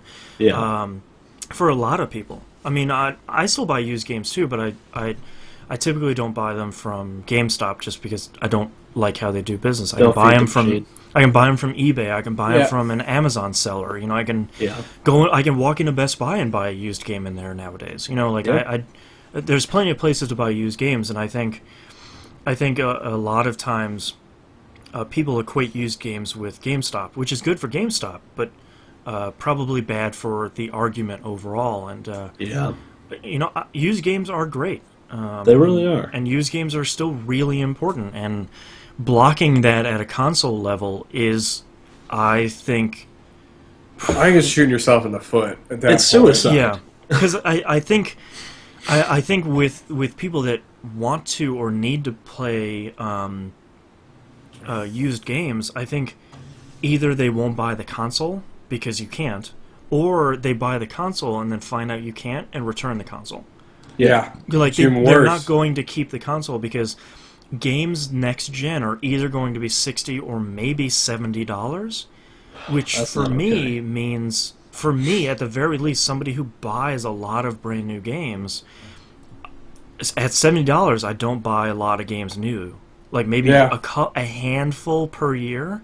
So I will rely on either sales to buy new games that are discounted or start buying more used games. It definitely become a lot more choosy in what we buy. Yep. Even Yeah. at this point, even at say the $60 price point, even though it seems like I buy a lot of bad stuff, or just a lot of just on impulse buys, but it's going to make that impulse buy a lot more difficult. Yeah. Yeah, Yeah. So I think it's incredibly important, and I think if either console manufacturer is dumb enough to block it, I think that's going to be I think it's going to be an uphill battle for them to try and get people to buy their console. I mean, just Yeah. straight out the gate. I mean, even with if the PS4 was to block used sales, even for as hot as we are on the promise of that console, I don't think I would buy it. yeah, that could really cool off the hype for it, I think. And I think it would cool off the entire market. Yeah, I mean, I'm sure publishers would probably, on one hand, love a console not being able to play used games, but there's still not a lot of people playing your games then. there would be a big industry shrinkage as far as units moved and money made, and I don't think anybody wants that. Right. Unless new games are sold for $40 or less. Exactly. You can't know? have both. You can't have new games being sold for 70 and consoles not being able to play used games, because those two can't exist. Yeah, I mean, could you inflation plus imagine- market restriction's a bad idea. Yeah. That's the way the stock market works, though. But with, I mean, could you imagine that world where, all right, here's your standard old PS4, your regular console, $60, $70 games. And then you have Xbox come out. It's like, well, our games are $35, $40, but you Right. can only buy them new. Right. Where would you spend your money? Yeah, I mean, That would make that decision really difficult if that's where you are on the fence. yeah. Yeah, I don't know. I mean, this generation is going to be really big for a lot of reasons. I mean, if you look at the PS4 and they're pushing more social features and they're pushing everything having the capability of being downloadable and being able to be played instantly with leveraging their cloud infrastructure. And we'll be seeing, I'm sure, what Microsoft's going to be talking about here, and I hope very soon, hopefully before E3. This generation is going to be, it's going to be crazy. It is. But honestly, I'd really like to see more of, like, you say, like, just for round numbers' sake, like, just say for new games are $50, like brand new, and you have your access code. Then a GameStop can resell it and have that Project $10 things where you need to reactivate that copy of that game. Right. Yeah. Like, I think in that way it gets some. Like, the problem is that money's not going to go to the developer. It's going to go to the person that's the service provider, the console. Right. Which still isn't helping the situation. I mean, you bring up a good point though? Does this tell us that the like EA's Project $10 and all these online passes, does that tell us that that's not working? Because I would have thought it was. The publishers keep saying like, "Yeah, man, this is really great for us. We're putting it in every game." Like Tomb Raider came with one for its multiplayer component. Like a game that really doesn't need one. Yeah. And that to me says we're putting in. God of War Ascension came with one because it has a multiplayer function. Yeah. Like all of these big like first-party games even are coming out with these. So that to me says it's doing really well. But then you keep hearing publishers saying, "Well, I really wish that these things couldn't play used games because man, we could really use that money." So like, oh man, is it falling down? Where's this equation falling down? I think it's falling to the actual, the vehicle that's putting the game on a screen than it is going to the people creating that game. Like I said, I think like people are probably cleaning up. Our Sony, Microsoft, and Nintendo are making that $10, and the publishers are not. Yeah, publishers are probably making a little bit, and developers probably aren't seeing any off of those online passes, I'm sure. Yeah. So that's a bummer. Really that's a really good question. I think to his question, I think that's going to be the biggest question this gen. If used game blocking does happen, that's going to be where the battleground is. But I still think used games need to be out there because that's still giving your life a game that people play and experience it. And if they really like it, they'll go in whole hog for the next one. Yep.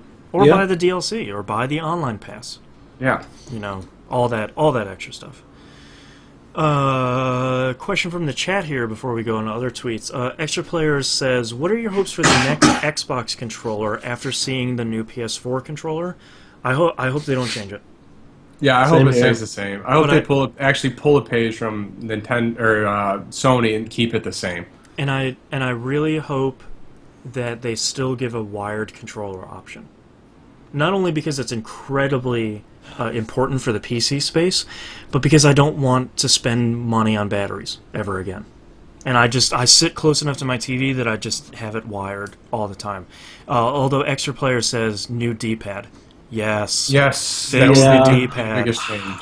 I think we're at a point where if they go after the D-pad, they may get a little hungry and start going after other parts of the controller that they're not sure on.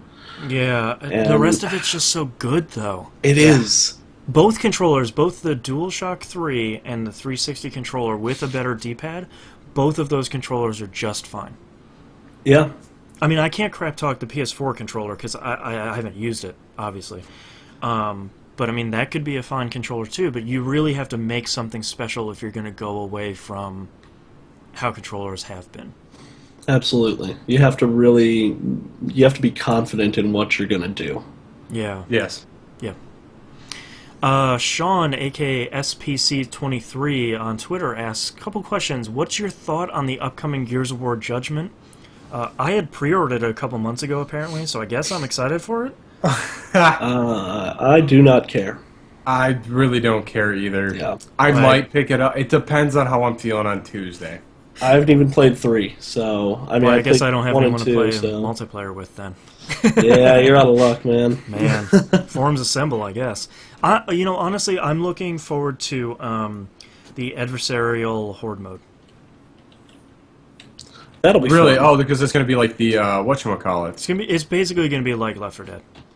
Yeah, Well, no, that's yeah, kinda that cool. too. But they had that one mode where you're actually controlling the and not the infected, but the locust. locust. Yeah. Yeah. What was that mode called? Sir, I don't. Who You know what I'm cares? talking about? Yeah, Where you it's- level up and you get used better. Yeah, it's going to be and- basically a mash between the two of them, which should have happened Huh. in Gears of War 3 anyway. Yes, that would have made that a lot more Oh, fun. Beast Mode in Six Beast Junction Mode, Alliance, which is just the best name. Beast Mode activated. He also asks, what games would be a next-gen system seller for you? I don't, I don't even know anymore. for home consoles, I don't really think I can think like that anymore. Working in the industry now, I think I just have to buy them. Wii U Bayonetta 2 is for system seller for me whenever that comes out. Yeah. For me personally, if they announce a new Deus Ex game like that's in the Human Revolution like timeline or area, that'll sell me a system at this point. Yeah. And personally, what I do with new systems is I wait till there's a minimum of 5 games I know I want to play to completion on that system, and then I'll buy the system. Yeah. And generally that takes anywhere from 6 months to a year for me. Yeah. So it gives me some time to see, maybe like a price drop or something. So Well, and they get the kinks worked out too with the hardware, with the OS. Like this stuff you never had to worry about anymore. Like, oh, does the OS on my console have bugs in it? Like that's just a before, weird thing to just have to say. Slap a cartridge in it, flip the on switch, and I'm playing a game. Yeah. Like never. Those are the things that I'm kind of concerned about nowadays. Yeah, I don't think a lot of actually- titles carry that kind of clout anymore. Like, I can't imagine people buying a PS4 for the new God of War game. Or I've- like Final Fantasy 15. Can Final Fantasy 15 sell PS4s? Probably not. I don't think at the volume because that was what 13 was supposed to be like the big seller, right? Yeah. And it didn't barely move to anything. Yeah. Yeah, I mean, I think these consoles have gotten too big to sell with an individual game. Yeah, probably. Well, the and they're too market's expensive. exponentially bigger. Yeah. Yeah, Yeah, I no, think the I'm- only thing that would happen would be if what EA did on not this current, but the one before that, where they actually pulled their support from a console, because EA because EA Sports alone will destroy a console. yeah. Well, I mean, Knobs, I think you bring up a really great point. Like, can Gears of War or God of War, respectively, on their platforms sell consoles anymore? Probably not. Not to I the don't think bigger, so. like, not to the point where Final Fantasy VII sold consoles. Like, Yeah. I don't know what the game is that would repeat that. It wouldn't be.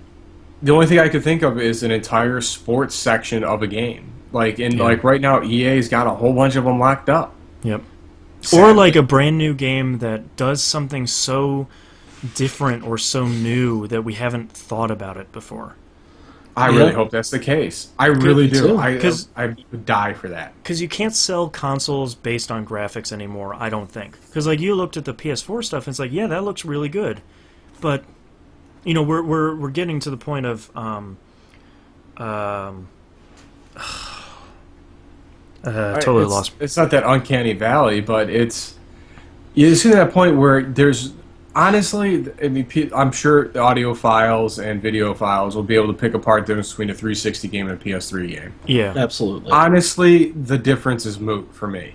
it's Yeah. so minimal at this point. Like everybody's figured it out this many years into the console life cycle, and I'm sure when we see the next Xbox, graphics are probably going to look pretty similar to how the PS4s look. Yep. Yeah. And it's still like I still can't believe how good games look now. Yeah, Yeah. That's Like- the one thing that's always continuously blown my mind a little bit. Like is when I how was- well that game looks. When I was playing Tomb Raider, I'm playing it on 360, and of course it doesn't look as good as PC does, because nothing will. Yeah. And my girlfriend and I kept looking at like the different areas and going, "Wow, this looks really good." Like this, like playing something like Journey on the PS3, and going through that surfing section and being like, "God, this looks amazing!" Like, holy Yeah. crap! games look great. Well, even back a year or two ago, that the boss fight at the end of Gears of War 3 with the Locust fight, I didn't even think that was even possible. At frame rates that smooth, and you're like, this looks really good.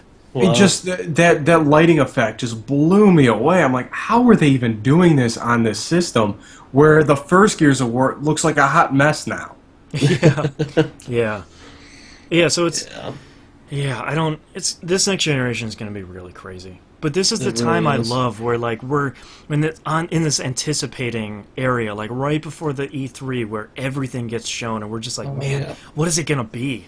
It can be anything at this point. And you got the little tidbits that are going to get shown at GDC, too. Yeah, and you have, like, leaks coming out and stuff like that. Like, those consoles could be anything at this point. Wasn't PAX coming up, too? Yeah. It's GDC is next week. No, PAX is next week. GDC is the week after that. And then E3 isn't too far behind us. Only like 2 months, 2.5 months. I can't believe my hair is standing up like this. Yeah, like, up there.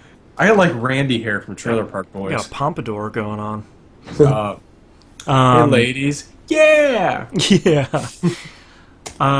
And next tweet here from Eric, a.k.a. In Six Chunks, saying, any advice for a new streamer like myself, and is XSplit worth it?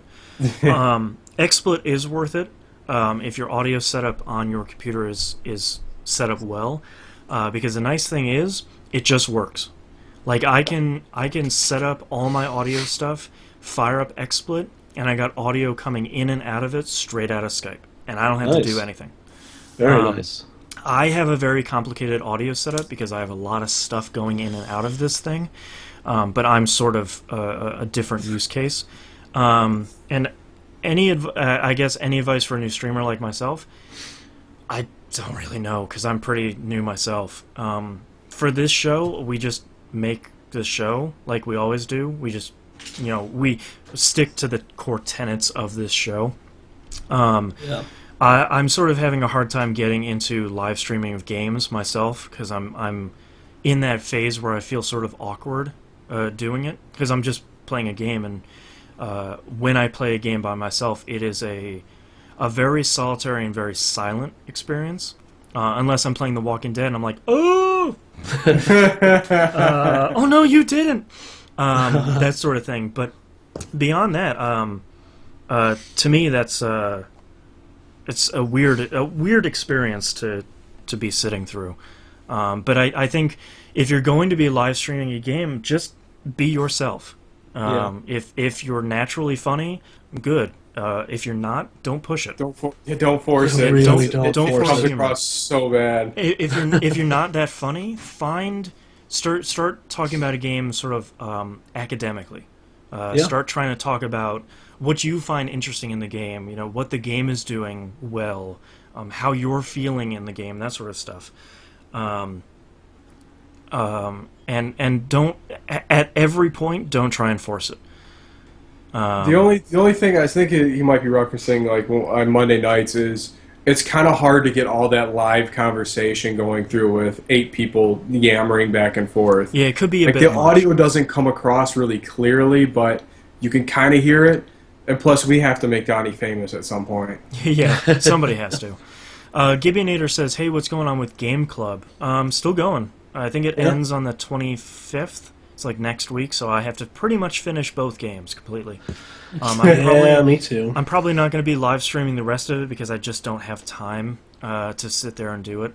And I kind of don't like locking up the house because the house is small enough that a lot of chatter in the house comes across pretty loudly. But yeah, still going on, and then after this one finishes, probably in another couple days, I'll open up voting for the next one. And then figure out how we're gonna do the post-game recording, and we'll keep doing it until somebody's sick of it, or until nobody's playing it. So, all right, let's move over to emails here. First one from somebody who just wrote their who just says salad. Hi TVGP, just bought your app on iTunes Market about 2 weeks ago. Loving the show. Thank you very much. Sweet, nice. Keep up the great work. Wait, 282 episodes in, so we're not. This train ain't stopping. So a while back, I downloaded. We're rolling. Ugh. Oh no! Leave the hall. I'm going to cut that out. So a while back, I downloaded the multiplayer beta for God of War Ascension, and I enjoyed the multiplayer very much. More of a hand-to-hand fighting guy. Love the old Kung Fu Bruce Lee movies and DBZ and all that awesome up-close and personal action. And it was quite nice to play an online multiplayer game that didn't involve me shooting someone or getting sniped from 200 yards away. That's a good point. I keep hearing good things about the Ascension multiplayer, and hearing it compared to Power Stone a lot, which really? are two words that get me perked up and go, oh, what is that? Who's what Power Stone? And watching some of the stuff that Giant Bomb's been doing lately, it looks pretty Power Stony in the big back and forth, big action destruction-y sort of way. So Yeah. apparently it's pretty good, and it didn't need to be. Okay, that's a game that will get me to buy a console. Power Stone War 3. There you go. An online big Power Stone. Yeah. Oh yeah, That'd Yeah. be kind of sweet. MMO Stone. Oh, don't even get me started. Oh. He continues, I really like the idea of team-based hand-to-hand fighting games. Reminds me of one of my all-time favorite co-op fighters, Mortal Kombat Shaolin Monks. I would love to see a game with gameplay like Monks getting thrown into team deathmatch 5-on-5 scenario. Do you think there's a chance for this type of game to ever come? And you have a couple other questions we'll talk about. I mean, maybe. It gets so crazy because I think when you start talking like a hand-to-hand fighting game, I think a lot of people think about DOA and Virtua Fighter and Street Fighter, and I think they really want a good combo-based system at that point, and I don't think they want to beat 'em up because this generation has not been a great gen for beat 'em ups because they're too simple for what a lot of people expect for on this gen. Well, yeah, so you got your Fist of the North Star is probably the most notable beat 'em up, and then Castle you have Crashers, the Samurai Warriors and Dynasty Odachis. Warrior, and all that stuff. Yeah, Castle Crashers is probably the one that's done it the best in this generation. Mm-hmm. Yeah, that's side-scroller beat 'em up. Love those games. Yep. So I think if you start talking about throwing a bunch of people in there and making it competitive, I'm sure there have been a bunch of studios that have been trying that, but I couldn't imagine getting that, getting the formula right. I'm sure that's a hard thing to get people to buy and play for long enough. Yeah. So I would agree with that. Last time Sean was over, we got to talking about the whole Skylanders thing and how Disney picked up that pretty much that company. yeah. I thought a game that has really been like a walled garden for me personally in my life has been Warhammer 40K with, the tabletop, big figurines, paint things. Wouldn't it be awesome, just spitballing here, wouldn't it be awesome if those little figurines that you buy at the store fit on that Skylander thing and held the stats for that unit? They have to be thinking about something like They that, I'm sure. have to be. Because that would make and have a virtual interface for that game. Yeah. Like your general sets. Pre-painted pieces, please. I don't have time to paint figurines. Yeah. Ain't nobody got the time for that. Nobody has But time for that. that just seems like such a perfect way to expand that particular game universe Yeah. indefinitely. For a market like us, who we never grew up with tabletop or pen and paper RPGs, so that to us is a different side. It's an entirely different realm of games that we don't even have. Like, for example, going off that idea too, I was reading some older Penny Arcade strips last week, and I ran across one that they posted when the Wii U came out. About making a Dungeons Dragons game on the Wii U where the person with the gamepad is the DM and they can make the whole map and do all that stuff. And the other three people are the players in the game. That's a perfect fit. And that would get me, I feel, just like to take this full circle here with what we were talking about before we were recording the episode proper, if you guys were watching the live stream, that's what Comixology on the iPad did to me for comics. Is it made it easy?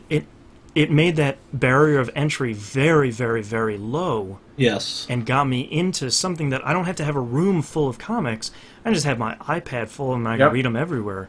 You can do something like that with Dungeons and Dragons that isn't an MMO, because I'm not really interested in that, where I can play with my friends on the internet, and I can get... Because what I've always heard is the biggest thing for tabletop games, especially Dungeons and Dragons, is your group, is your friends that you're playing with. And all the other stuff is just sort of window dressing. If I can play that game online with my friends, that could probably get me into D&D.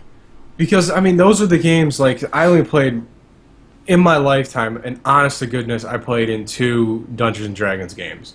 And I thought they were infinitely fast. I love flipping through that binder with all the monster monster book and just the seeing monster manual's awesome. Those are amazing. Crazy artwork. And I still have never seen the manual that I saw originally. It was 4 inches thick. Yeah. It was a 3-ring binder. Yeah. Just amazing artwork. Yeah. And all these stats and the history and lineage of this stuff. If that can be condensed on in a text file, and you have someone controlling the Wii U, I didn't even cross my mind how perfect that would be. Yeah, they have your Dungeon Master with the main pad and everyone else playing. You can play it online with people all over the country. And I mean, or the world. Now so many people have laptops and tablets. Make that stuff into a companion app. Even better. But the thing I really thought was a great idea with the actual, because the Warhammer so based on those figurines, so to have your stuff saved on that figurine would just be awesome. Just like Warhammer 40K general pieces. Yeah. Well, and here's another reason that they should be looking into that. With the advent of 3D printers coming out, people are just going to start printing their own figures, and their entire business model goes out the window. Yeah. Games workshops will just shut down because they can't print your own 40K to offer anymore. Yeah. Yep. So you got to do something. Yeah. Well, they would have to. Those game shops would have to adapt to have their own 3D printer that they can say, like, well, here's you want bring any file you want. We'll make it. We'll make your 3D item for you, and it works with this 40K system. Yeah. I just think that would be awesome. Yeah. Because that's something, like, when I sat down, like, when I was in comic store as a little kid, I would walk in and see this pool table converted into this battlefield with these giant things and, like, hills and castles. I'm orcs and steam stuff. What is this? Is the coolest thing I've ever seen. Yep. Like, it's just like I just saw Valhalla. Like, I just wanted to play. I wanted to be a part of it. This is what I was born to do. And I just think, like, that barrier for entry for us now, like, the people that are playing that have been playing it for 30 years. Yeah. And, like, trying to get into that as a new guy, like, oh, get out of here, kid. I'm like, don't call me kid. I'm 33 years old. What are you doing? But the best thing is, though, their Games Workshop and similar companies have been really good lately about acknowledging that and making a lot of starter sets. And I feel like with the advent of Skype and really, really cheap webcams and really cheap stuff like that, is you can do this stuff. I see a lot of people doing it online, where maybe a couple people be in a room and they have a laptop turned towards the table, and they got somebody on Skype, and the person on Skype can see the table with their camera. Or a bunch of people doing it online somehow, becomes a lot more. So, like, the 3 of us could play an online D&D game, sort of, kind of together, even though neither of us are even in the same state. Yeah. That sort of thing. So, and it would be turned matter like it would be like a draw something where you're just waiting on the next person to take their turn. Exactly. Yeah. I think that'd be fantastic. I'd be totally in for that. Yeah. Yeah. So. Sorry to get off topic a little bit, but it's just something that's been stewing in my head for months. I mean, this is the changing face of games, especially tabletop games where people don't live next to each other, like Knobs. Well, you guys and I live an entire country away. Yep. I can't get further south or west. So well, without knowing a different language. Yeah. So how do we as friends play games nowadays? Xbox Live and PSN are great for that, and Steam is great for that, but then when you start talking about tabletop games and even card-based games. Yeah, and when you want to run your own world, and I think that's where stuff like Shadowrun Returns comes in, because that entire game is going to ship with their editor, Yeah. and all the levels they're making are made in their editor. So you suddenly have this like futuristic fantasy sci-fi like Neverwinter Nights thing going on. Yep. That was one of the big features in Neverwinter Nights when it came out too, was the ability to basically DM that game. Oh, absolutely, yeah. Yeah. All right, well, we're not going to figure it out now, so let's move on to the next email, I guess. We got the framework. Yeah, we got to contact us. We'll got help ideas. you out. Next email is from Dave, a.k.a. RoboPig. He says, Hi, Boston Knobs and the Hannah. So, I know the Call of Duty series isn't a favorite of yours, but would like to hear your thoughts on the kill streak / score streak feature that has become common in the series. I think it's a major reason why many players cannot enjoy the multiplayer in these games. Reward the players that are getting the majority of the kills by giving them easier ways to get even more kills. My guess is I am in the minority in feeling that it would be much more interesting to give defensive upgrades to people who are constantly being killed to even things up. Thanks as always for the podcast.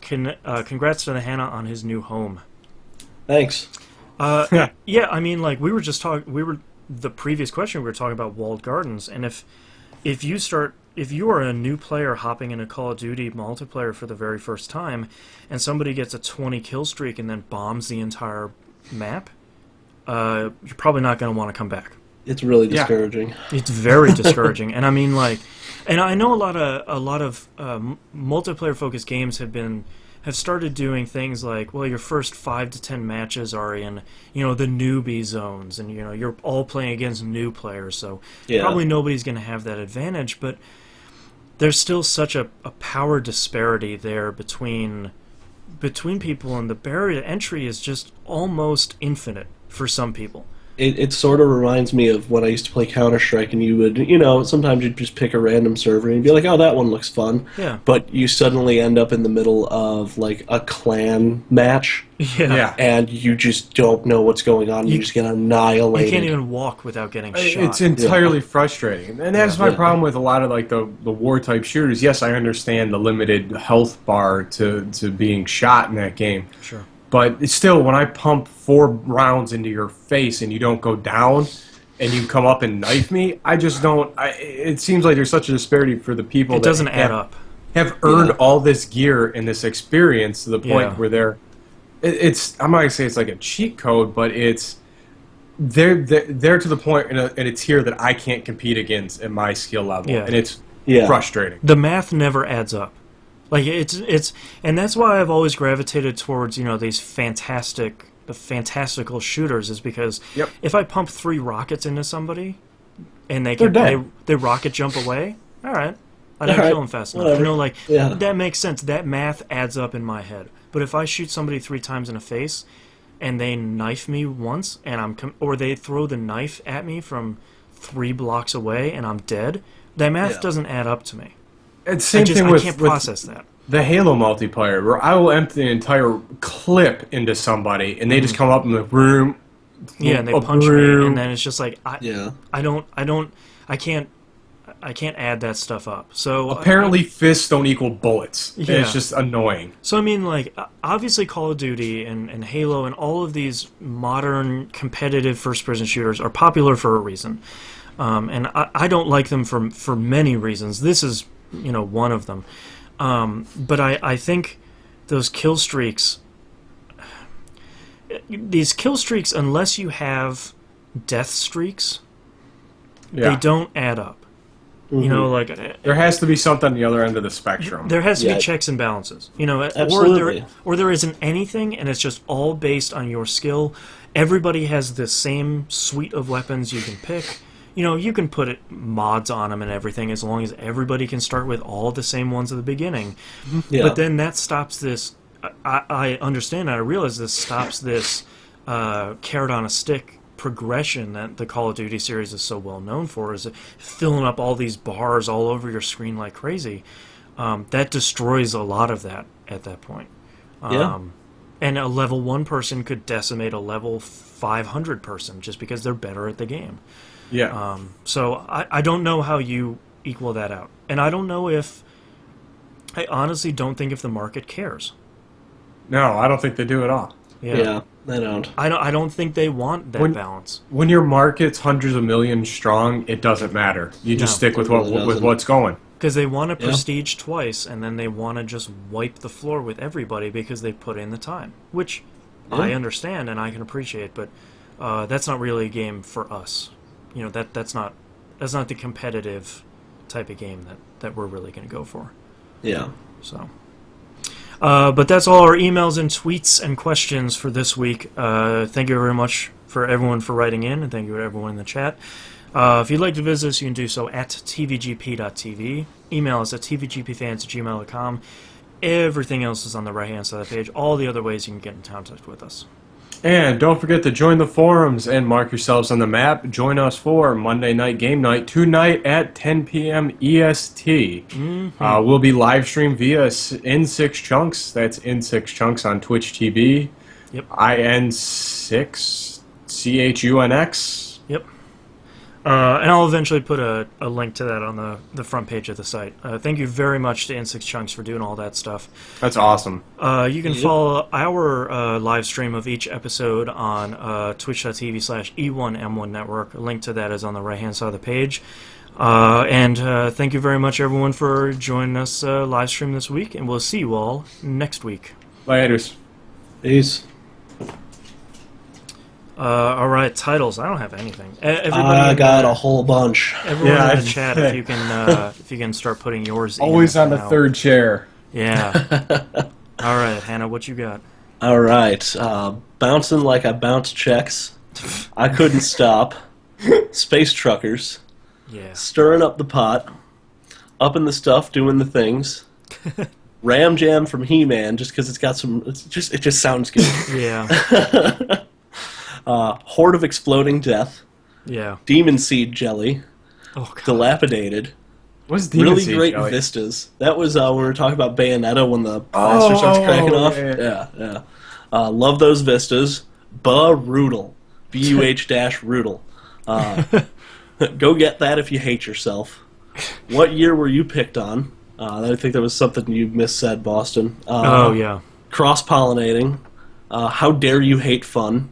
Forums assemble, I guess. Beast mode activated. MMO stone, and fists don't equal bullets.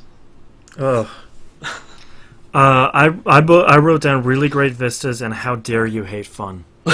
I'm really big on how dare you hate fun. I like that one a lot. Oh, man. So I kind of like fists don't equal bullets. Gibbionator wrote Chicken Fights and Snake Bites 2, Chinese Death. People would probably write in angry about that one. Probably. We don't want to alienate an entire country. It's true. Not yet. True. Not yet. I'm going to vote for How Dare You Hate Fun. I think we say that a lot, and it's never been a title. That's interesting. Yeah, I think you're right. Yeah, I'm circling it. All right, starting we forgot in. to plug the wiki, didn't we? What's that? We forgot to plug the wiki, didn't we? Oh, yeah, tvgp.wikia.com. I need to put a link to that on the front page, too. Yep. All right, starting in 3, 2, 1. This is the Video Game Podcast, episode 282 from March 18th, 2013. How dare you hate fun? Hate it. How dare you, sir? Extra players also said shedding naivete. That's a good one, too. All right. Sounds like a post-rock band. Yeah, exactly. That's our first EP. Nice. Innocence Lost. All right, thank you very much, everyone, for joining us in chat. See you all next week.